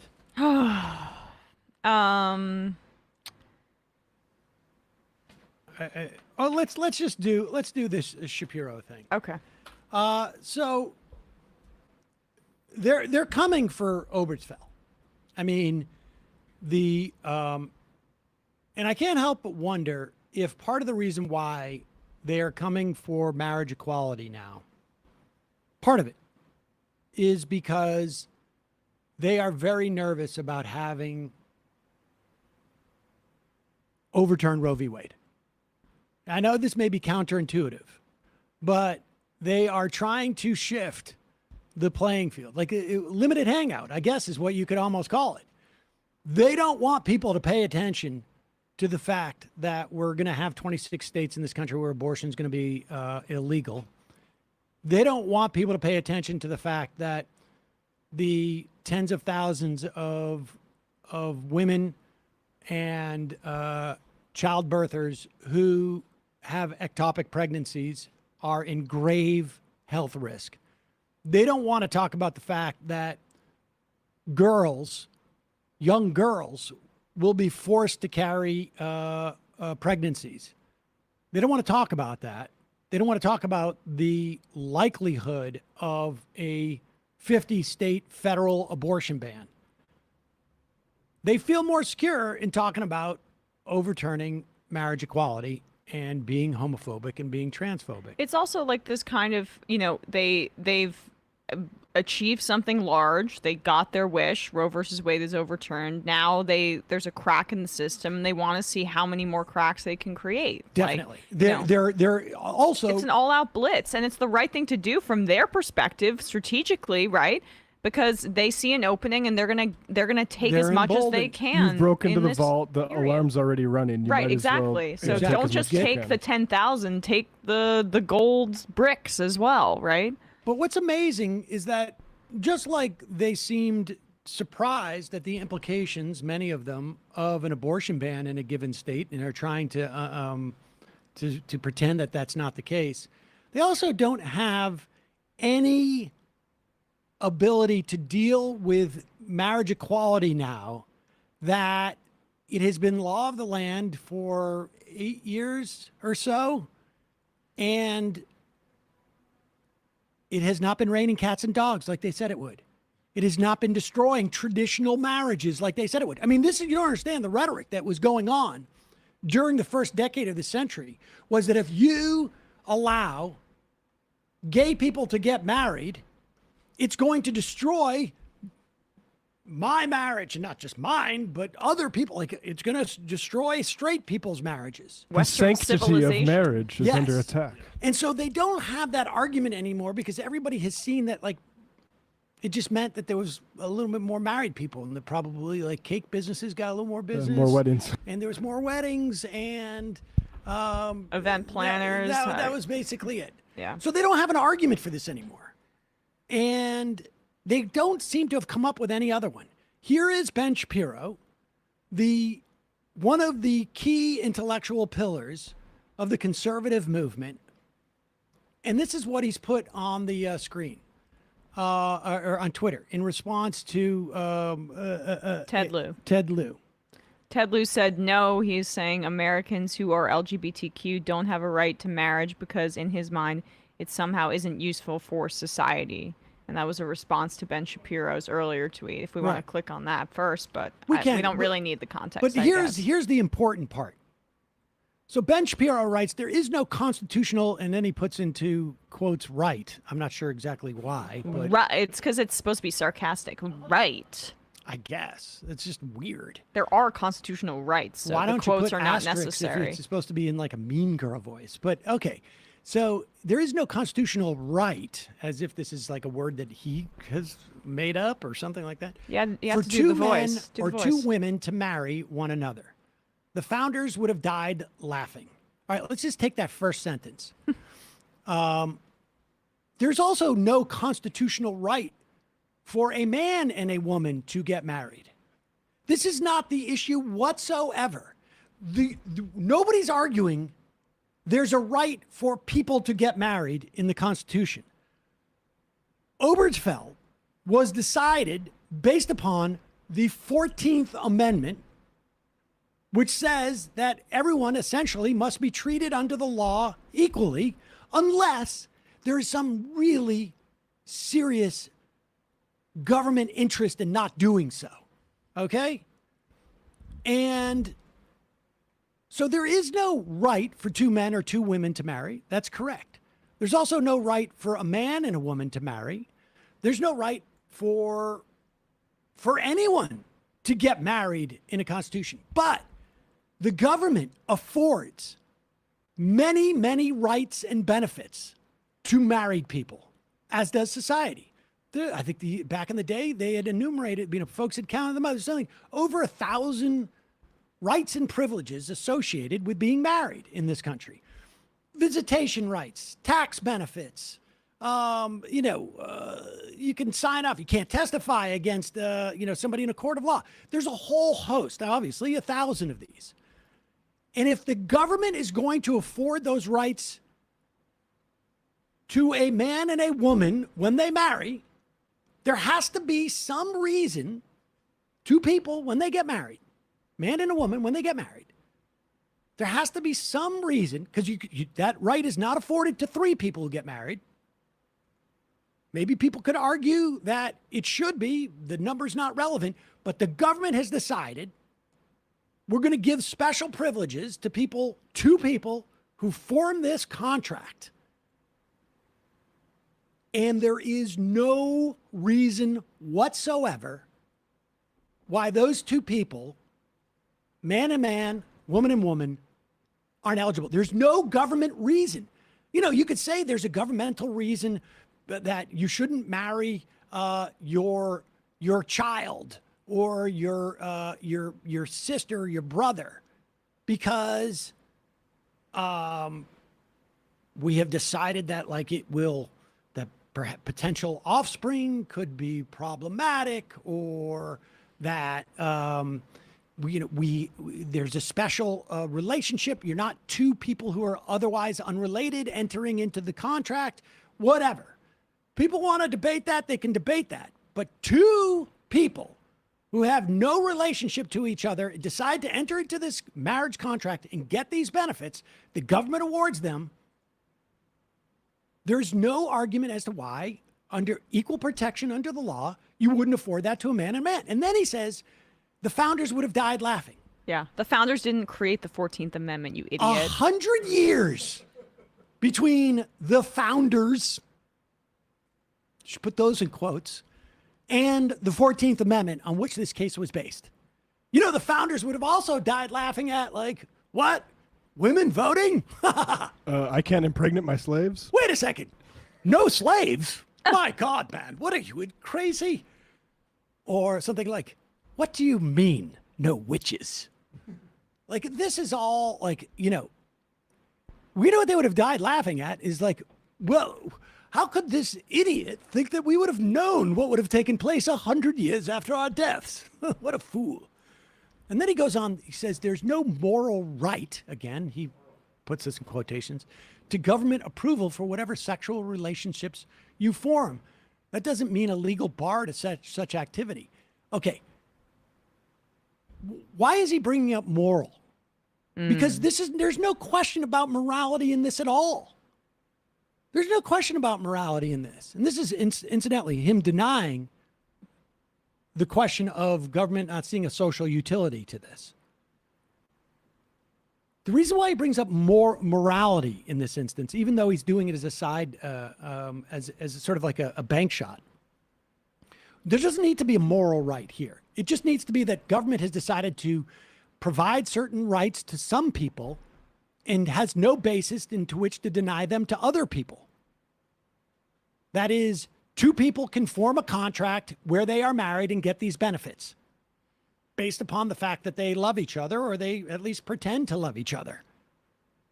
But he brings in morality because he is a theocrat. He wants his religious morality, which in this instance is a fundamentalist version of Judaism, to dictate the lives of others, because he is a theocrat and a fundamentalist, and that's what they do. They believe their religion should be the ground rules for everyone's life. And if they could do away with government, in his instance have, I guess he would install himself as the Pope of the Jews. Judaism doesn't have these type of hierarchies. To dictate the way that people should live, they would do it. But they realize we can't get rid of government here, so we need to use government as a way of enforcing our religious values. That's it. It is very simple. This is not an intellectual argument. This is not a facts versus feelings argument. It's not history. It's not history. It's not even a constitutional law argument not a because he constitutional ignored. law. First of all, he doesn't seem to understand that the 14th Amendment was created later. But secondly, they all these strict constructionist constitutional types ignore the 9th Amendment, which is all about saying that no, there are rights that are outside of the ones that we're explicitly outlining here. Well, that's the 9th Amendment, exactly. They conveniently forget that. But this isn't the 9th Amendment argument. This is like, because government could say tomorrow, there's no marriage. We just don't recognize marriages. You want to get married, go down there and, go have your priest or your rabbi or your imam or whatever marry you. We don't care. We're just not giving you extra rights. You're going to have to file your taxes the same way. Yeah. Everything's going to be the same. And if the government did that, then there would be no right to marriage equality because nobody has a right to marry. And beyond this is just a pure 14th Amendment. Yeah. Andrew from DC asks, are people like Shapiro ignorant or malicious? I'm convinced they went to law school, were taught how certain arguments sound good, but are actually faulty and realize, oh, so this is how I can trick dumb people, sort of like reading 1984 as a how-to manual. He is both ignorant and malicious. He is ignorant insofar as he believes the word of God as communicated through some people thousands of years ago.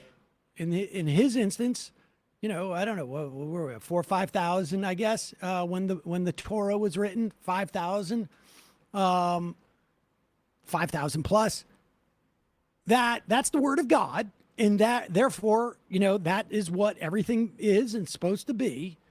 And malicious insofar as he hides the ball and tries to make it like I'm making a logical argument or I'm making a governmental argument, and he's not.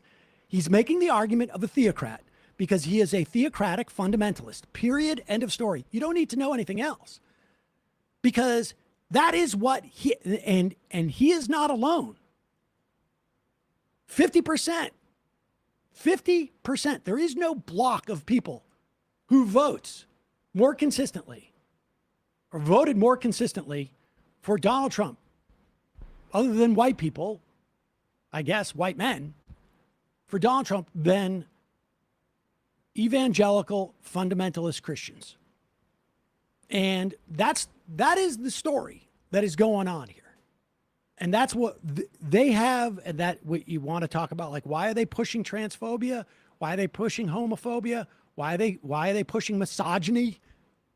Matt Gaetz at Turning Point saying, if you're for abortion, you're probably too ugly to get pregnant. Yeah, that's not like a we care about the lives of people argument. And so if he was truly like, do your own thing, we are for small government, then fine. As you say, all of the tax breaks, all of the rights afforded to married people for whatever their gender is, should be out the window then. And then it can just be an individual contract between two people and take that out. But that's not the reality. They want a permanent underclass of a variety of people. That's why they demonize immigrants, because they want them to have fewer rights so that they're more amenable in taking low wages and doing scut work, and they're also racist. And I say that, whatever. But they want there to be a permanent underclass of people of different stripes, and they want to essentially punish gay people for being gay, so you don't have access to these tax breaks and all of the things that I want afforded to me. Yeah, they don't want it normalized because it is an affront to their religious fundamentalism. And they want to punish them too. Ash Manson. Sam, are you a practicing Jew? I've always wondered. I celebrate the high holidays. I've never done a show on Yom Kippur or Rosh Hashanah. I celebrate Passover. We have a couple of Seders. My children, one has been bat mitzvahed. The other will be bar mitzvahed. I was bar mitzvahed. I am a practicing Reform, maybe arguably Reconstructionist Jew.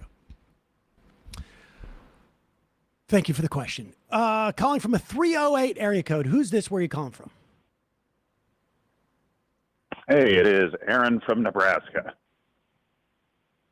Kowalski! You almost had me. I didn't say that. You almost had me. You almost had me. How are you? Hey, when was the? Well, nice. Was it? When was the tornadoes that hit your property? It happened at 1 a.m. on July 4th. Right. Okay. It was a couple of weeks ago. Somebody sent me the video again. It was the first time I had seen that video. Really, how are things going there? Oh, pretty good. We got most of it all cleaned up. Couple holes still to put some debris in, but for the most part, done. Getting a new building is going to be a bit of a wait. There's kind of a backlog right now. Yeah, I would much imagine. like all supplies, but hey, the reason I was calling in was to brag about the weather. It's a high of 69 here today, and it's drizzling out, and it's just amazing. So wow, that's pretty good.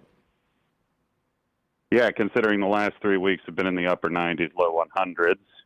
Actually, from the day the twister happened till now, I've actually lost close to 15 pounds while still like eating close to 3,500 calories a day. So like just to kind of give you an idea of how brutal the weather has been. Jeez. And I'm about 28 and the average Midwest farmer is 60. So yeah, if there's any like allusion to how insecure our food systems are, that could be one that, you know, climate change is going to be a real fun thing to deal with soon. But hey, the actual reason I wanted to call in was on Thursday, Sam, I thanked your entire Super Thursday crew for all the work that they have done, and wanted to show a little appreciation towards you as well. We, you know, all really appreciate the show that you've created. You're a very talented person, and we look forward to all the work that you will do for many years to come. And I have a feeling that if you were to pass on your show to any member of your current crew, it would continue to be a force to be reckoned with. That's very sweet, Kowalski. You sent that really nice I am last week. I really appreciate it. I guess there's something wrong with me that I keep waiting for the other shoe to drop here. Well, I guess I could debate you on the one topic that I know we disagree on if you want. But, ooh, what's that? Well, I understand that you're not really a big fan of the F-150, a.k.a. the workers' pickup. I mean, let's be honest. The thing can't even push a plow. Why would you be pushing a plow with a pickup? Because of the snow, dude. You use like big trucks for that. No, like the mini plow. Yeah, on the you need front. to do your driveway. You gotta put a plow on it. Can't do that. Don't you guys live in like New York? Can't you guys, as like a city, afford like big dump trucks to put snow plows on? New York, first of all, New York City, but I mean, you also couldn't park a pickup truck like one of those like the F-150s now. They try and make it look so muscular so that when you drive up to your yeah, your Kowalski, you restaurant, don't understand. They don't do like say you have a driveway. They don't do that for you. Like you gotta do that yourself. I mean, just I'm talking like in the get country. your loader tractor out or the skid steer out and go clear the snow. Well, I none mean, of us it's not have very that. hard. Well, listen. If everybody out there who owns an F-150 had a skid steer or like a some type of front loader, I would say you're right. Of course. Why would you use your F-150? But all those people who have F-150s, they don't have that. They have them parked in their driveway. Sometimes it's dirt, sometimes it's tar. And when the snow comes, they have to, like they can't plow it with their truck. Like it's just basically like a station wagon, but open air on the top. Okay, but like what am I supposed to do during irrigation season when there's big ruts in the road and I need something with clearance and I'm carrying around like jugs of oil and like muddy boots and shovels and stuff? Can't put that in the back of a Honda Civic. Put it in. And I don't want to be carrying around a diesel. The thing's going to be too heavy. F-250. Yeah, it's too heavy, Sam. Like get one of those Japanese mini trucks. You can import those things for like $7-8 grand. They're 4-wheel drive. They can push a plow. Yeah, but we get high winds out in the prairie constantly. Those things will blow away. Listen. Where am I supposed to get parts for these things? Get a man? Ram. Get a There's Ram. an entire logistics Get a infrastructure Dodge. built behind Get a it. Dodge Ram. Get a Dodge That's like Ram. heresy. Yeah, sorry, buddy. Listen, they just made those F-150s. They just keep making the bodies look like they're strong, but it's honestly, it's like it's the functional equivalent of putting a sock in your pants. Sorry, I don't know what to tell you. This debate's going to be numbers. I feel like I've lost on this one, but I guess I've got a skid steer, so maybe my ability to flex on everyone with that has blinded me to, the shortcomings of the F-150. In Vegas, I don't think they have this anymore, but there was one place like down from where you could go and drive skid steers and bulldozers, and I did that one time. It was fun, very fun. All right, Matt, appreciate the call. All right, have a good one, everybody. Bye. Get one of those heated Tesla trucks. Oh my gosh. Calling from a 256 area code. Who's this? Where are you calling from? This is Jacob from Alabama. Jacob from Alabama. Is it from the Valley Labor Report? The very same. Wow. Hello, Jacob. Hi, Jacob. Nice to hear from you again. Yeah. Good to call in. Appreciate you taking my call. I just wanted to see if y'all had heard about the child labor situation in Alabama yet. No. You hadn't seen well, on Friday there was a Reuters report about children as young as 12 working in a Montgomery Hyundai parts manufacturing plant that a few Reuters reporters did a story on. They found out because one of the children who was working at this plant went missing, and so there was an Amber Alert, and they were able to find the child, find the person's parents, and then they were able to talk to other people in the plant from there who said that there are dozens of children working at this parts manufacturing plant that has been fined by OSHA since 2013. What? In the amount of $50,000. Multiple OSHA complaints, and the most recent one was just earlier this year. And among some of the safety hazards are amputation hazards at this plant, where dozens of children are allegedly working, have been allegedly working. And this is and the thing that really stuck out to me about this story, that it seems like I don't understand why it's not getting more attention, or why it's really going underappreciated. The police who found this girl, this 12-year-old girl who is working there, they don't have the jurisdiction to prosecute child labor cases.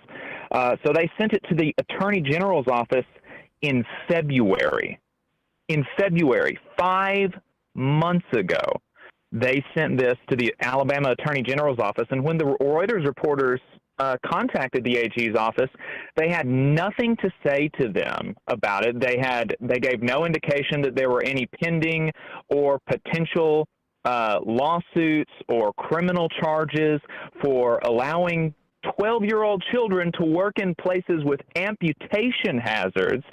And since the report came out early on Friday, the Attorney General has not said anything. There's been no news statement. There's been no tweet, no press release, absolutely nothing. And just a couple of hours ago, his personal Twitter account was plugging this form that he's got for Alabama citizens to share their story if they have been wrongfully blocked or censored on Twitter. Wow. That's insane. I wonder, is there some type of federal, is there opportunity for federal, intervention should be. here? Oh, I mean, well, Well, child labor laws are a federal thing as well as a state thing. I mean, there are state laws somehow on the books in Alabama about child labor as well. But it's definitely a federal law. And so if in the same way that, you know, district attorneys, if they don't prosecute cases, it can go up to the attorney general, I would think that Merrick Garland could do something about it if he wanted. But I mean, that hadn't even crossed my mind. But the Alabama attorney general has had this for 5 months. And when the news broke about Roe v. Wade being overturned, it took him 82 minutes to file for relief or whatever, because of the abortion laws in Alabama that have absolutely no there are zero exceptions in the Alabama law except for the life of the mother. So no exceptions for incest, rape, children, any of that. 82 minutes after Roe v. Wade was overturned, he's filing for the cases to be removed. And before lunchtime, the judge did. The judge vacated the case and said it's not applicable anymore. Roe v. Wade's been overturned. And so by lunch on the day that Roe v. Wade was overturned, it was illegal to get an abortion in Alabama. But he's had this case for 5 months and nothing. Well, the good news is that it seems like from the Washington Post piece that the Alabama Department of Labor is now coordinating with the U.S. Labor Department. So at least somebody federally is taking a look. Right. So, but I mean, like you have to wonder, like, what leads to that kind of slow uptake? Because this is the first, I'm looking at this is Hyundai's first assembly and manufacturing plant in the United States. And you wonder, like, why do they pick Alabama or certain places, like, for their factories? It's because they might know that they can get away with certain abuses like this that help their bottom line. Yep. Oh, yeah. Well, I mean, it's super common to say that Alabama, Mississippi is the last stop on the way to Mexico. You know, I mean, just for a myriad of reasons, even just the less nefarious business reasons that the cost of living is lower, and so you have to pay people less money for them to have a similar quality of life than you do in New York. I mean, even just on like so the investment is just not nearly as there. And of course, unions aren't as strong here, and of course, you've got right to work laws and unfriendly politicians for unions here in the state, and people who will oppose project labor agreements and things like this. So you know, but obviously, you know, things like this. 5 months, and $50,000 of OSHA violations. You know, I mean, that's $50,000, not a lot to Hyundai, but $50,000 in OSHA violations is a significant amount when we're talking about OSHA, because they never do anything. Yeah, it takes a lot. You gotta screw up bad to get that type of. Well, appreciate the call. We'll look into it. Maybe we'll talk about it tomorrow. I had a couple of plugs for some folks here in Alabama that are asking for support. If you give me the time, the Warrior Met strike has been ongoing for like 16 months or so, and the most recent development is that now Warrior Met is trying to find scabs using a different name under Cole LLC.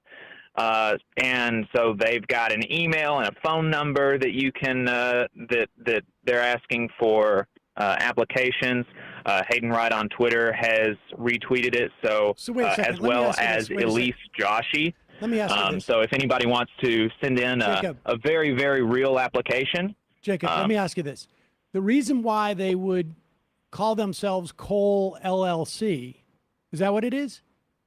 Yes, Cole LLC. The reason why they would do that is because they don't want activists, like people listening to this show, to send in fake resumes or to make applications where people aren't intending to actually work there, because that would gum up their works and make it harder for them to hire scab labor. Is that what you're saying?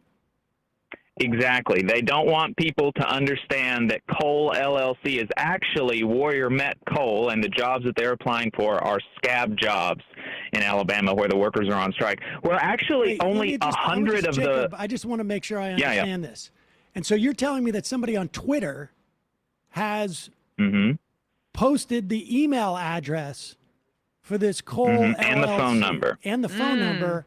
And the concern that people would have if they were to go to this Twitter handle. What handle did you say it was? Yeah, the Twitter handle is Hayden Wright and Elise Joshi.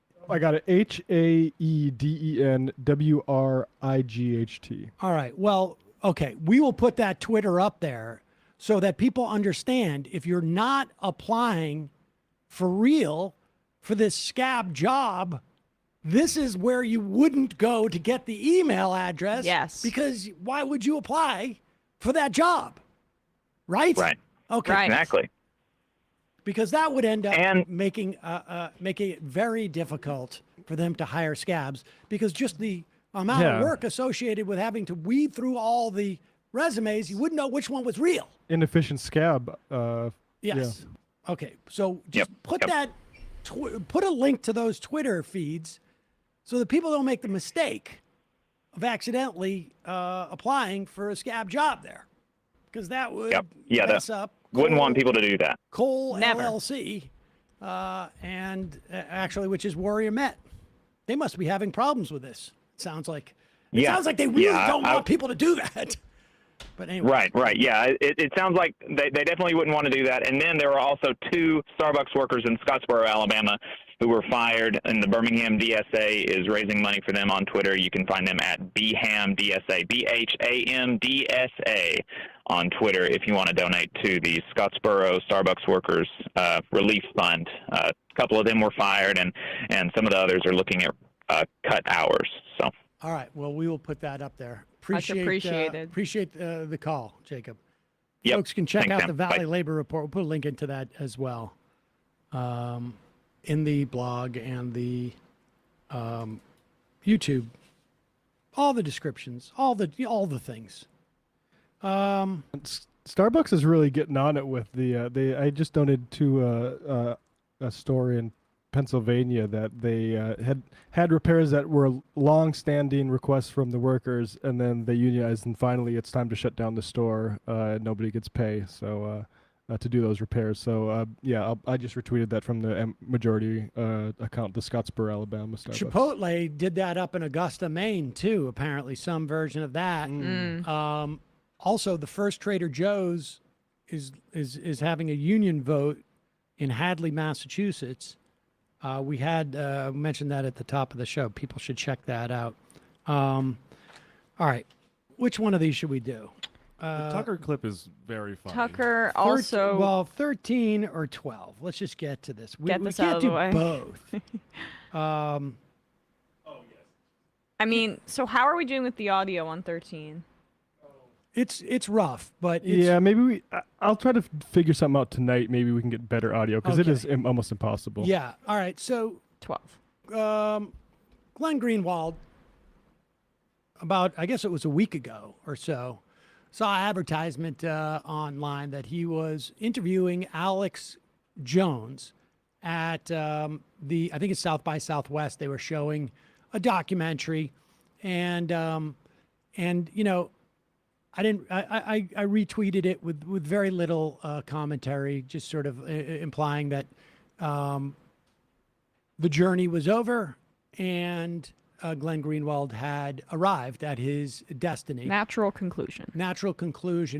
And I had a chance to watch it over the weekend, and boy, oh boy, a lot of people thought that Greenwald was going to have to at least challenge Alex Jones, right? I mean, that's the whole thing. It's one thing to say, like, should I not talk to these people? But you should challenge somebody who has put out stuff like not just Sandy Hook, but also, you know, that there's a weather, that the Obama administration has a weather machine, that, you know, that Satan and the Bilderberger Group and all this. And yeah, that didn't happen. But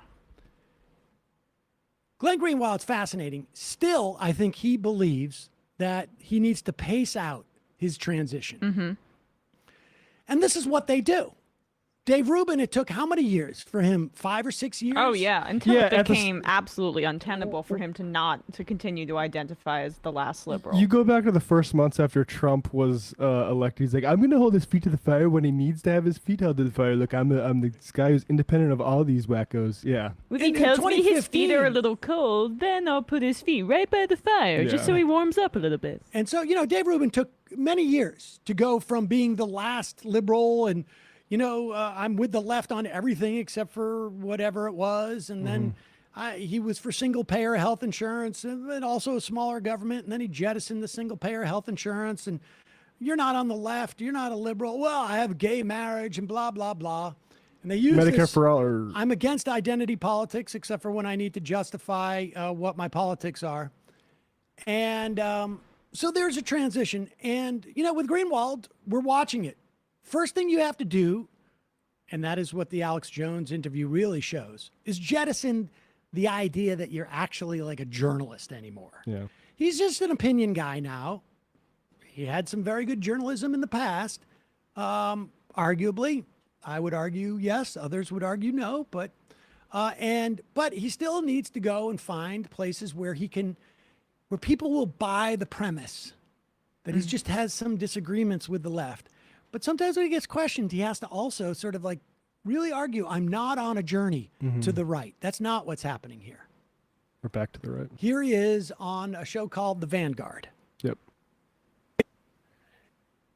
So it is true that I like to engage critics and people who have critiques and divergencies. I actually think it's a responsibility if you seek out a public platform. I do, however, try to limit it to people who have good faith critiques and or who speak with at least like a minimal degree of insight and intellect, which I hope we can agree excludes people like Dave Rubin. All right, pause it for 1 second. Now, listen, I agree that a minimum amount of intellect also does exclude Dave Rubin. But let's be clear. These two subjective measures in terms of who's worthy for him to debate get deployed when it becomes convenient, no doubt. Yeah. No doubt. I mean, I think the real metric is, are you willing to be flattering about Glenn Greenwald? Yes. Yes. And that's how I define intellect. And look, there's no doubt that he is, had, debated with random people and whatnot. And, but let's be clear. When you start to sort of stipulate these specific sort of like subjective things, they can be deployed at all times. Certainly, folks like Brett Weinstein and folks like Tim Pool have said, well, I won't debate Sam. He's not good faith. And it's just a way you deploy this stuff. Yeah.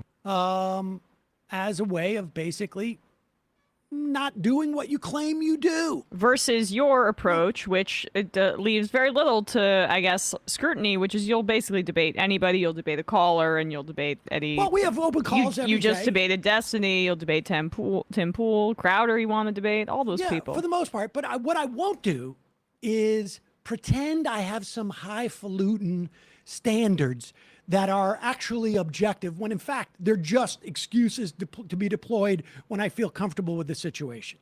All right. I won't pretend that. There are times where I would say no, theoretically. There are, like time constraints. He's a dad, so I know there's got to be some time constraints too. He's got a lot more energy than I do, but he's, I think, younger. But to couch it in this false sort of like righteousness and intellectualism is the name of the game. And you'll see it more when he interviews Alex Jones. But let's continue with this Dave Rubin comparison. Who speak with at least like a minimal degree of insight and intellect, which I hope we can agree excludes people like Dave Rubin. The fact that he sees himself in me or thinks that I've somehow followed in his footsteps is laughable on so many levels, because he is somebody who has explicitly said that he no longer associates himself with the left, no longer sees anything about the left in his politics, and made like this very flamboyant kind of like campy gesture about moving to the right, and he did a whole video about how he's no longer part of the political faction to which he previously belonged. Pause it for 1 second. I've never. Let's be clear. He's responding to Dave Rubin saying, like, Glenn Greenwald's sounding a lot like me these days. And when Dave Rubin says he's following my path, if anybody is familiar with actually walking on a path, there's certain elements that are important here. When you start out at the path, you're in one place. As you follow the path, you go to another place. It's called the dimension of time. And time often dictates that. And so we really can't measure whether Glenn Greenwald is a right winger in the Dave Rubin model for another couple of years, can we? No. But also he was never explicit about identifying with the left as Greenwald was, or as Rubin was. Rubin was like, I have Medicare for all. Greenwald, like, you look at his early blog posts, it's like the collectivists are criticizing Bush too much on his Latin America trip. Like, the softening libertarian, civil libertarian thing was like a post-Bush era rebrand for Greenwald. But even if you see the point, say he was saying I was identifying with the left in the same way that Rubin was saying that he was identifying with the left. His critique of Rubin is that he's been too explicit in his grift. Yeah, he's gone too far. He's gone marketing purposes. He made it clear. Yeah, he made it clear that he is no longer a part of the left. While I tried to obfuscate that with every turn instead of Dave Rubin's more, I don't know, explicit approach. Well, but Dave Rubin's only explicit now because it took time, as you said. But Dave Rubin went through the Koch brothers. Remember, he had years of calling himself on the left, but was being funded by libertarian money. Ayn Rand. Maybe Glenn's just resentful that he understands that that's the one path that he has left, and that's the event. It's becoming a prophecy. It's an eventuality, yeah. But let's continue.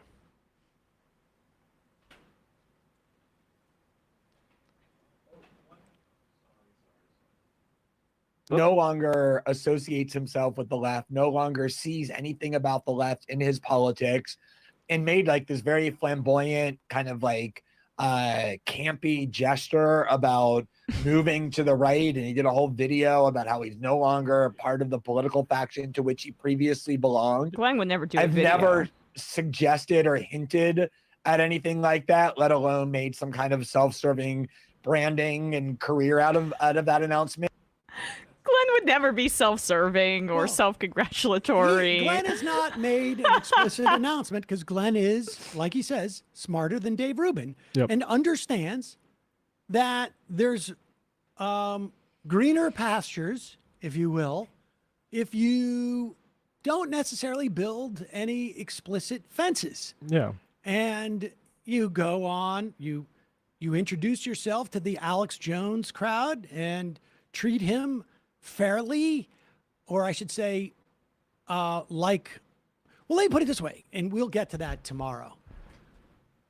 Glenn acted with Alex Jones,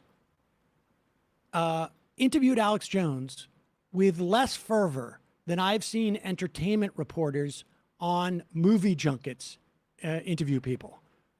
I mean, I kid you not.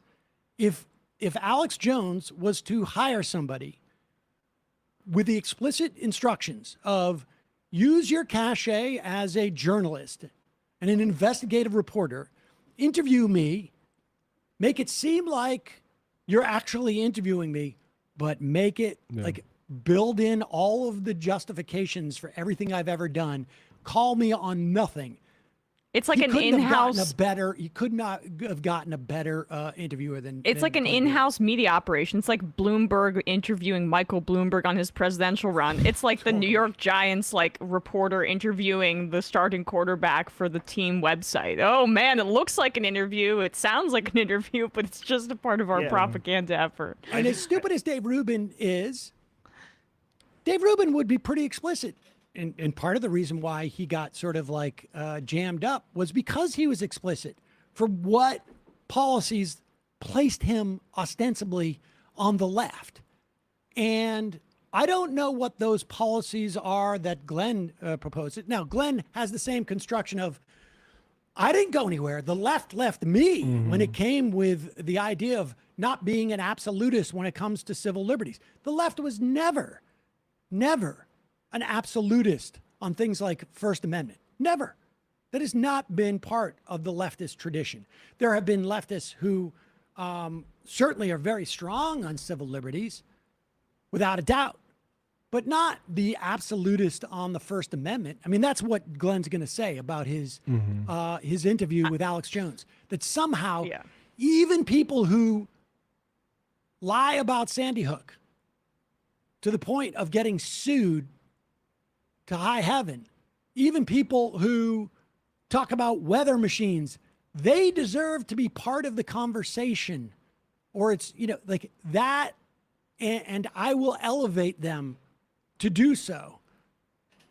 That's going to be the justification, as opposed to like, I really owe Rofkin some views, Rockfin or whatever. It is. I mean, this isn't even the lowest Greenwald's been in the last month. He had Tucker Carlson came down to Brazil 2 weeks ago, and Greenwald participated in a fluff piece about Bolsonaro and how he couldn't be a tyrant because the media is lined up for Lula and stuff like that. Like, wasn't there a time where he would say, like, you people are crying about authoritarianism under Trump, but when it's really going on down but here it's with interesting Bolsonaro? that he only does that for an English language audience. I mean, I tweeted about that and I said, I really hope that people can translate this interview in Brazilian and then widely disseminate it, or not Brazilian, Portuguese in Brazil, so that it can be it can be heard there. I mean, people need to hear his work on and his opinions on and that. he never did any, like, to your point about him not getting any jabs on Alex Jones. There was nothing about Bolsonaro corruption there. Like, I think Tucker may have said something. You might have problems with the guy, but he can't be a dictator. And really, I would say disappointing. It's also unsurprising, I think, at this point. Also, if you he says, Dave made this whole hullabaloo about this, and he talked about how, now he used to have, what did he say about policy positions? I'm forgetting the exact phrasing in that clip there. But Glenn doesn't really have any leftist or right-wing really policy positions in terms of like, I stand for this, I stand for Medicare for all, or I stand for... It's all critique, and it's always critique from a right-wing perspective. So it's not necessarily policy, it's just right-wing framing around all criticism of media and of politicians, and that in and of itself is an ideology, even if you don't have policy planks behind it. I mean, look at when it was during the Democratic primary, he was hitting Joe Biden for the tough on crime bill stuff, and then following Joe Biden's victory, he's running stuff about are progressive prosecutors actually the cause of all the violent crime going up. And then the other, I think, a big tell is his basically waging a culture war on a slightly different plane. Talking about the sort of like, it's all this critique of the elitist factions and the authoritarianism. No mention whatsoever of the daily stuff. I mean, a downplaying of all that stuff. Yes, of banning of books that are taking place around the country, of Oklahoma librarians not being allowed to say abortion. Or I mean, these are state mandated terms that are shutting down. I mean, that when you talk about the First Amendment, that's the heart of First Amendment protection. Yeah, the Miami-Dade schools not allowing their sexual education curriculum to go forward. Exactly. There are a lot. Those don't seem to be as much examples for him of the chilling effects. No, of, censorship or free speech. YouTube demonetizing Alex Jones is the biggest problem. Yeah, and that these policies are driving people out of the people that would be great teachers out of the profession because they're either gay or black or something. We won't spend too much more time on him, although we will talk about the Alex Jones thing tomorrow. Yeah, because that is it's pretty telling. What else should we do here? We could do the Tucker clip or the Prager clip or the PetSmart clip. Yes, let's do the PetSmart one. Oh, yeah.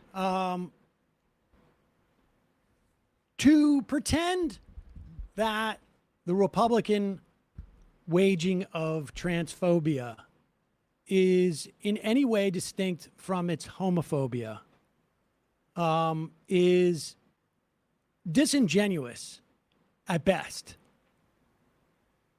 It's also not just, I mean, we talk about culture warriors.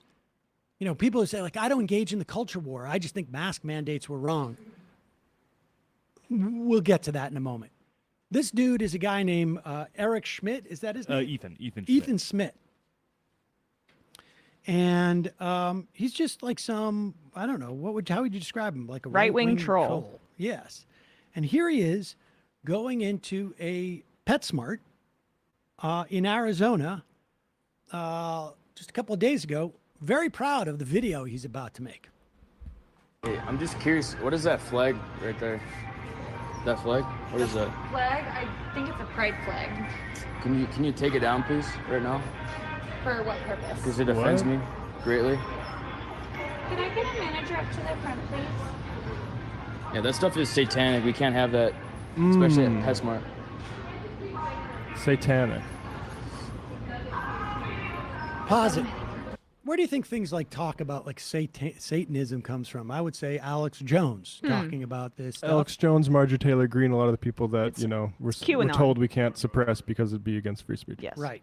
And let's be clear. I don't care about companies trying to greenwash or rainbow wash themselves as a way of like appealing to their customers. No. Like, whatever. You know, I don't think that we should be consumer citizens. If companies want to do that, whatever. You know, any more so than I care about them putting up Christmas decorations. Same frickin' deal. But continue. Oh, wait a second. Let's look at that shirt. What's that shirt? Oh, it's a picture of a mask. With a big red line yeah. through it. Because anti-maskers are just talking about authoritarianism as opposed to just some cultural signifier that they add to the list. Yesterday it was masks. 5 years ago it was the deficit, or 8 years ago it was the deficit. It's all the same. Whatever we can do to own the libs. Yeah, that stuff is satanic. We can't have that, especially at PetSmart. What? Especially at PetSmart? Yeah. I've got a minute. Because that's pet stupid. The pets will hit the demons. Excuse me, what is that flag right there? It's a pride flag. Can you take that down, please? No, PetSmart supports belonging, which includes for LGBT. Do you support pedophilia and child sexualization? Because that's what that stands for, man. Oh. They're sexualizing kids with that flag, man. Well, so I'm very offended, and I would like it to be taken down. Well, we're gonna ask you Respect to your leave. customers. Respect your customers, and please take it down. Authoritarian speaking there. We aren't going to. We are supportive of LGBTQ plus people here, so we're gonna have to ask you to leave. Do you know what the real? That's the rainbow of Satan. The real rainbow is from God. The real rainbow is from God, man. That's the rainbow of Satan. So it's very offensive to me. Okay, bro. Good. Thank you for coming by and sharing that with us. But we'll. You don't support it, do you? I do support it. Yes. You support sexualization of the children? The LGBTQ. Do you know what they're doing to the kids, right? They're We're asking you to leave. They're trying to. So you're breaking the law now because we've asked you to leave and you aren't. They're sexualizing kids with that propaganda. It's disgusting. Our country is going downhill because of it. Jamie, could I get you to the front, please? We're asking you to leave. Wow, Petco sexualizes kids. They support the sexualization of kids. Wow. Wow. Yeah, this you guys are promoting the pride flag, which is satanic. Okay, you gotta go, bud. Come on. We don't need it here, and you don't need to film me either. It's cool, but we don't need it. I mean, you want to stand outside, that's cool, but we don't need it. And Okay. yeah, we're gonna have the pride flag up. We have it all over our store. Okay. So you guys support the sexualization of kids? I'm just not gonna get into You guys so support you can- sexualizing kids? You could go. You can go. I can call Shame the on you. police. I can Shame call on the you. police. I can call Shame the on you police. guys. Seriously. Okay, that's Shame cool. on you. Thank you. I appreciate Shame on you. Petco. I appreciate. This is Pet. My favorite part is this is PetSmart. Yeah, exactly. The best part is the guy cut out of the video before. Shame on Petco. This is PetSmart. I mean, look, assuming for a moment this guy is not just his whole life is not just a put on to make money on these channels, which could be, but he's an anti-mask activist. Here he is getting banned from the Arizona Capitol after harassing Democrats with a racial slur. This is all part of a part. They don't. This is, and when, frankly, when you promote one part of it, if you're smart, you're promoting all of it. Yeah. This is just like it's like a totem pole, if you will. And at different times, the right just switches out the totem. It's transgender 1 year, and the next year it's Muslims. It's the deficit 1 year, it's guns a different year. These are all just cultural signifiers. There is no politics on the right in terms of like what normal people perceive is the functioning of government. And part of that, again, is, like he says, God's in charge of rainbows. God's in charge of what you should be doing in here. I am a vessel for God. God has told me that we shouldn't be wearing masks. God has told me you shouldn't be a Democrat. God has told me that you shouldn't be anything but white. God told me the customer is always right, so do what I say. I mean, that's what's going on here. It is a fundamentalism. And the thing with fundamentalists is, as long as somebody validates that God said so, you're off to the races. They are right. Everyone else is wrong. This is a huge culture war. And they know that it has some political value. It peels off conservatives, transphobes, homophobes. It peels off sometimes people who are just bummed about there being COVID, and I can't control COVID, but I can control whether or not I wear masks or I take it seriously. It is like, it's a twofer. God has told them. And of course, it also has some political value to the Republicans. And it's it's a reactionary coalition maintenance. You have on the one side, you have people that like, I just agree with Dave Chappelle that you should be able to interrogate everything from an intellectual level for comedy. And then on the other side of the coalition, you have the people like this, or who this guy's speaking to, calling it satanic, and that it's child grooming sort of satanic cult. It's just interesting how God is always that reactionary impulse, right? You feel God all around you, and what God is a fear of change, and so that makes you that gives you an ascribed morality to hate other people because it's scary to you, and that's what God is. And a few people have made this point, and it's really ancillary to all of these more fundamental points. But I'm just like, beyond all of what it signifies, you got to be such a loser to do this with your spare time. I mean, this is so lame. I know. I'm gonna go into a PetSmart and like film myself harassing like low-wage employees. Like, exactly. I mean, do something else, man. Like, how unhappy do you have to be to do this? Here, I got news for you. It is not an anti-authoritarian act to go yell at employees of a major corporation, low-level retail employees of a major corporation, to take down flags. And then accuse them of being child molesters. Right. That is not anti-authoritarian. No. You want to be anti-authoritarian, go, get some guts and go to the corporate offices and take it to them.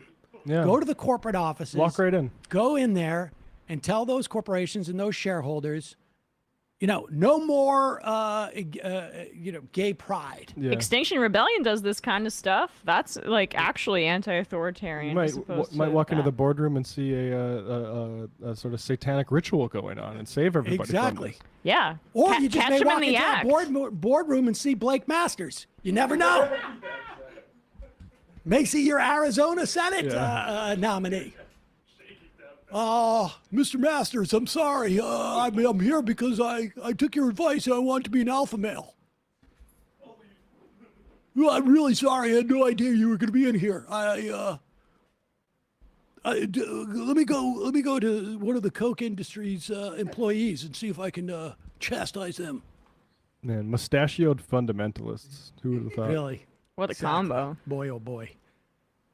I can't wait for that guy to grow out of this stage. And he looks back and he's just like, what was I thinking? Calling from a 732 area code. You are the final caller of the day. 732. Hello? Hello? Hey, this is Daryl from Jersey. Daryl from Jersey. What's on your mind? Give me 1 second to step outside. If you don't mind. Well, I wanted to call about Sam's favorite thing, sports. Okay. Okay. I don't know if you guys have talked about it, but I think like there's a lot of issues with college sports, especially with people, college students being kind of farmed out. All the issues relating to that, etc. What do you mean by you guys farmed out? Well, students being kind of farmed out for their athletics without getting paid. Well, I would say, yeah. I mean, it's a farm system for the pro system, right? But it's more, yeah. I guess I'm quibbling with your term, but if you're a college, if you're the college, you're using these kids for their their labor, and you're not paying them. Yes. And you're getting paid tons of money, right? 100%. yeah, we've talked about that various times. Yeah, right. Of course. But what I think the real problem is, and it's a real problem with American sports in general, is that there's no league relegation, like they have in Europe. League relegation? Yes, meaning that in the United States, if your team is terrible, you get a first-round draft pick the next year, right? Mm-hmm. But in European sports, if your team is terrible, you get relegated to the minor leagues. Yeah. Okay. It's a right, punitive measure for football. with football. It Europe. disincentivizes Yeah. tanking. So this it changes the game entirely, and it makes it great for the fans too, because basically you have two like championship games every year. You have like the actual championship game, and then you have a game where you're literally fighting for your life not to get relegated to the minor leagues. I'm open to that conversation, but what does that have to do with college players not getting paid? Because I think that if you had that, what it does is it fosters a minor league system that actually matters. Because every year, your minor league, if you win the championship, gets bumped into the major league. Yeah, but the college football already acts as a minor league system. Well, that's the problem. That's what I'm saying. But it's a problem majorly with football, but it's also in baseball. Like, there's a minor league system, but it's ridiculous. If you had relegation in baseball, like take baseball as a better example, it would solve the problem of people just like not getting paid at all in the minor leagues, the attendance rates, all that stuff, because you would have pro teams getting relegated into the minor leagues and minor league teams getting bumped into the majors. I got to say, I feel like this phone call will push me into retirement about 3 years earlier than it was going to.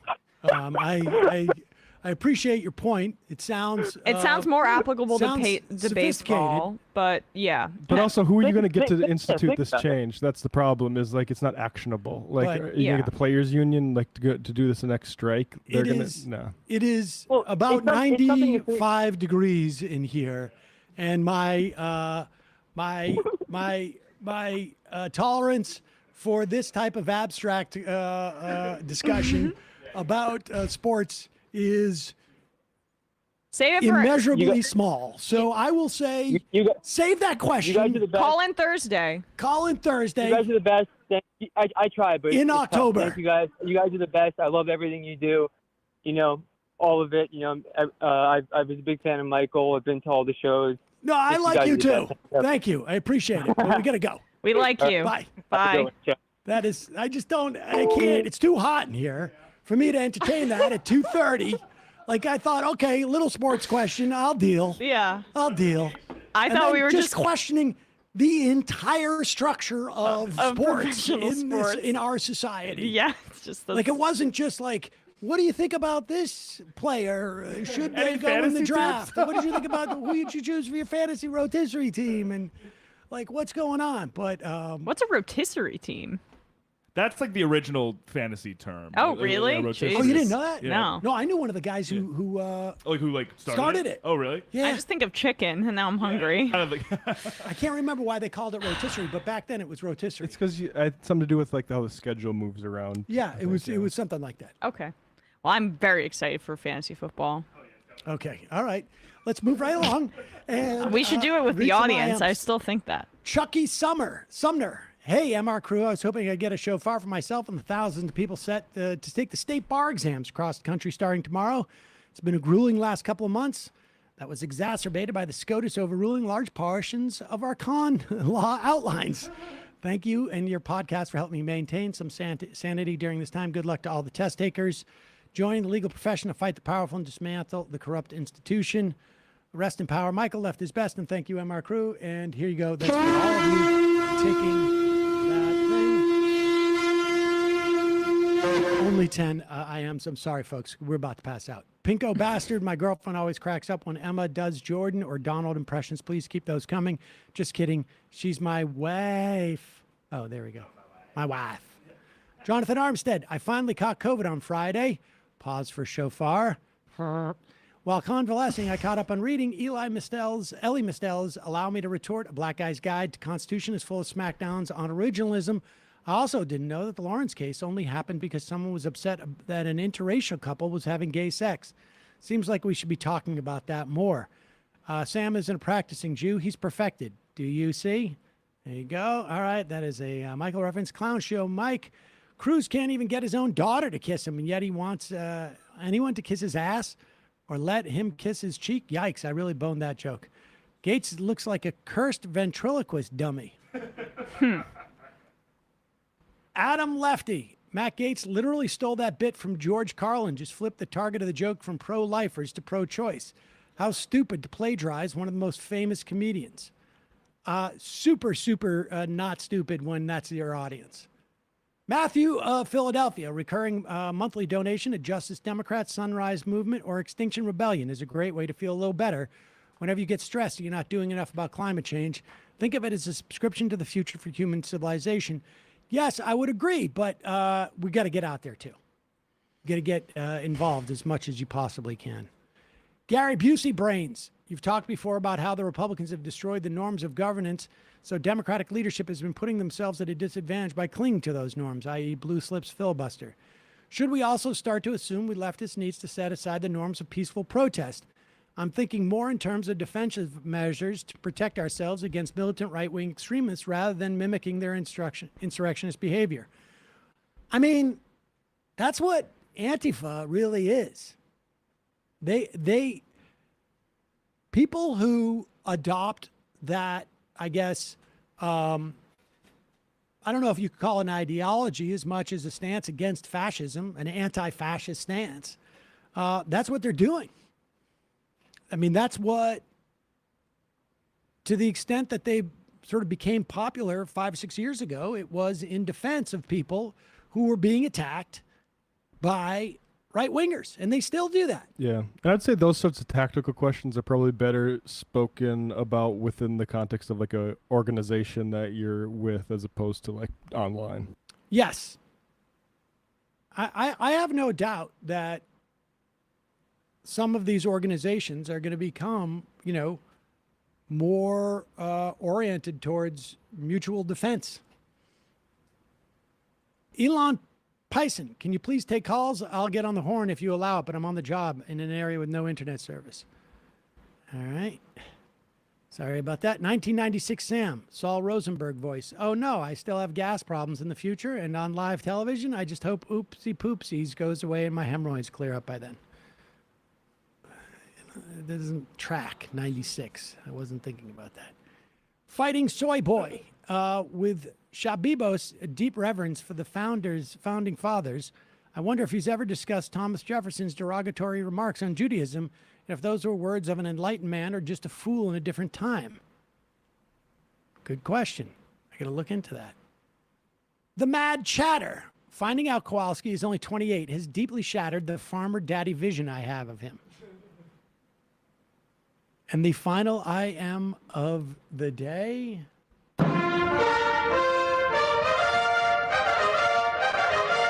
Really cool. Ruben once freaked out on a pro-apartheid Israel rant on TYT opposing Jankanana. If I'm remembering correctly, he left pretty soon after that. That was his impetus. Yes. Yeah. Supposedly. Yeah, well, it was like a Sam Harris thing. All right, folks. See you tomorrow.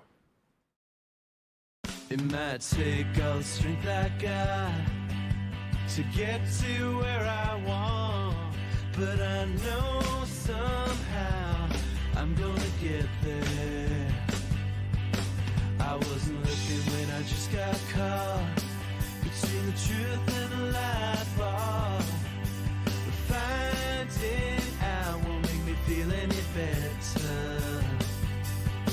Yeah, I know the clock is ticking, but the meds are gonna kick in, and my pilot light's shining bright. I guess somewhere the choice was made for the option where you don't get paid, for the road that bends before it finally breaks you. I guess somehow I lost my drive between the 101 and the 5. Do you know how far the detour takes you? Yeah, I know the clock is ticking, but the meds are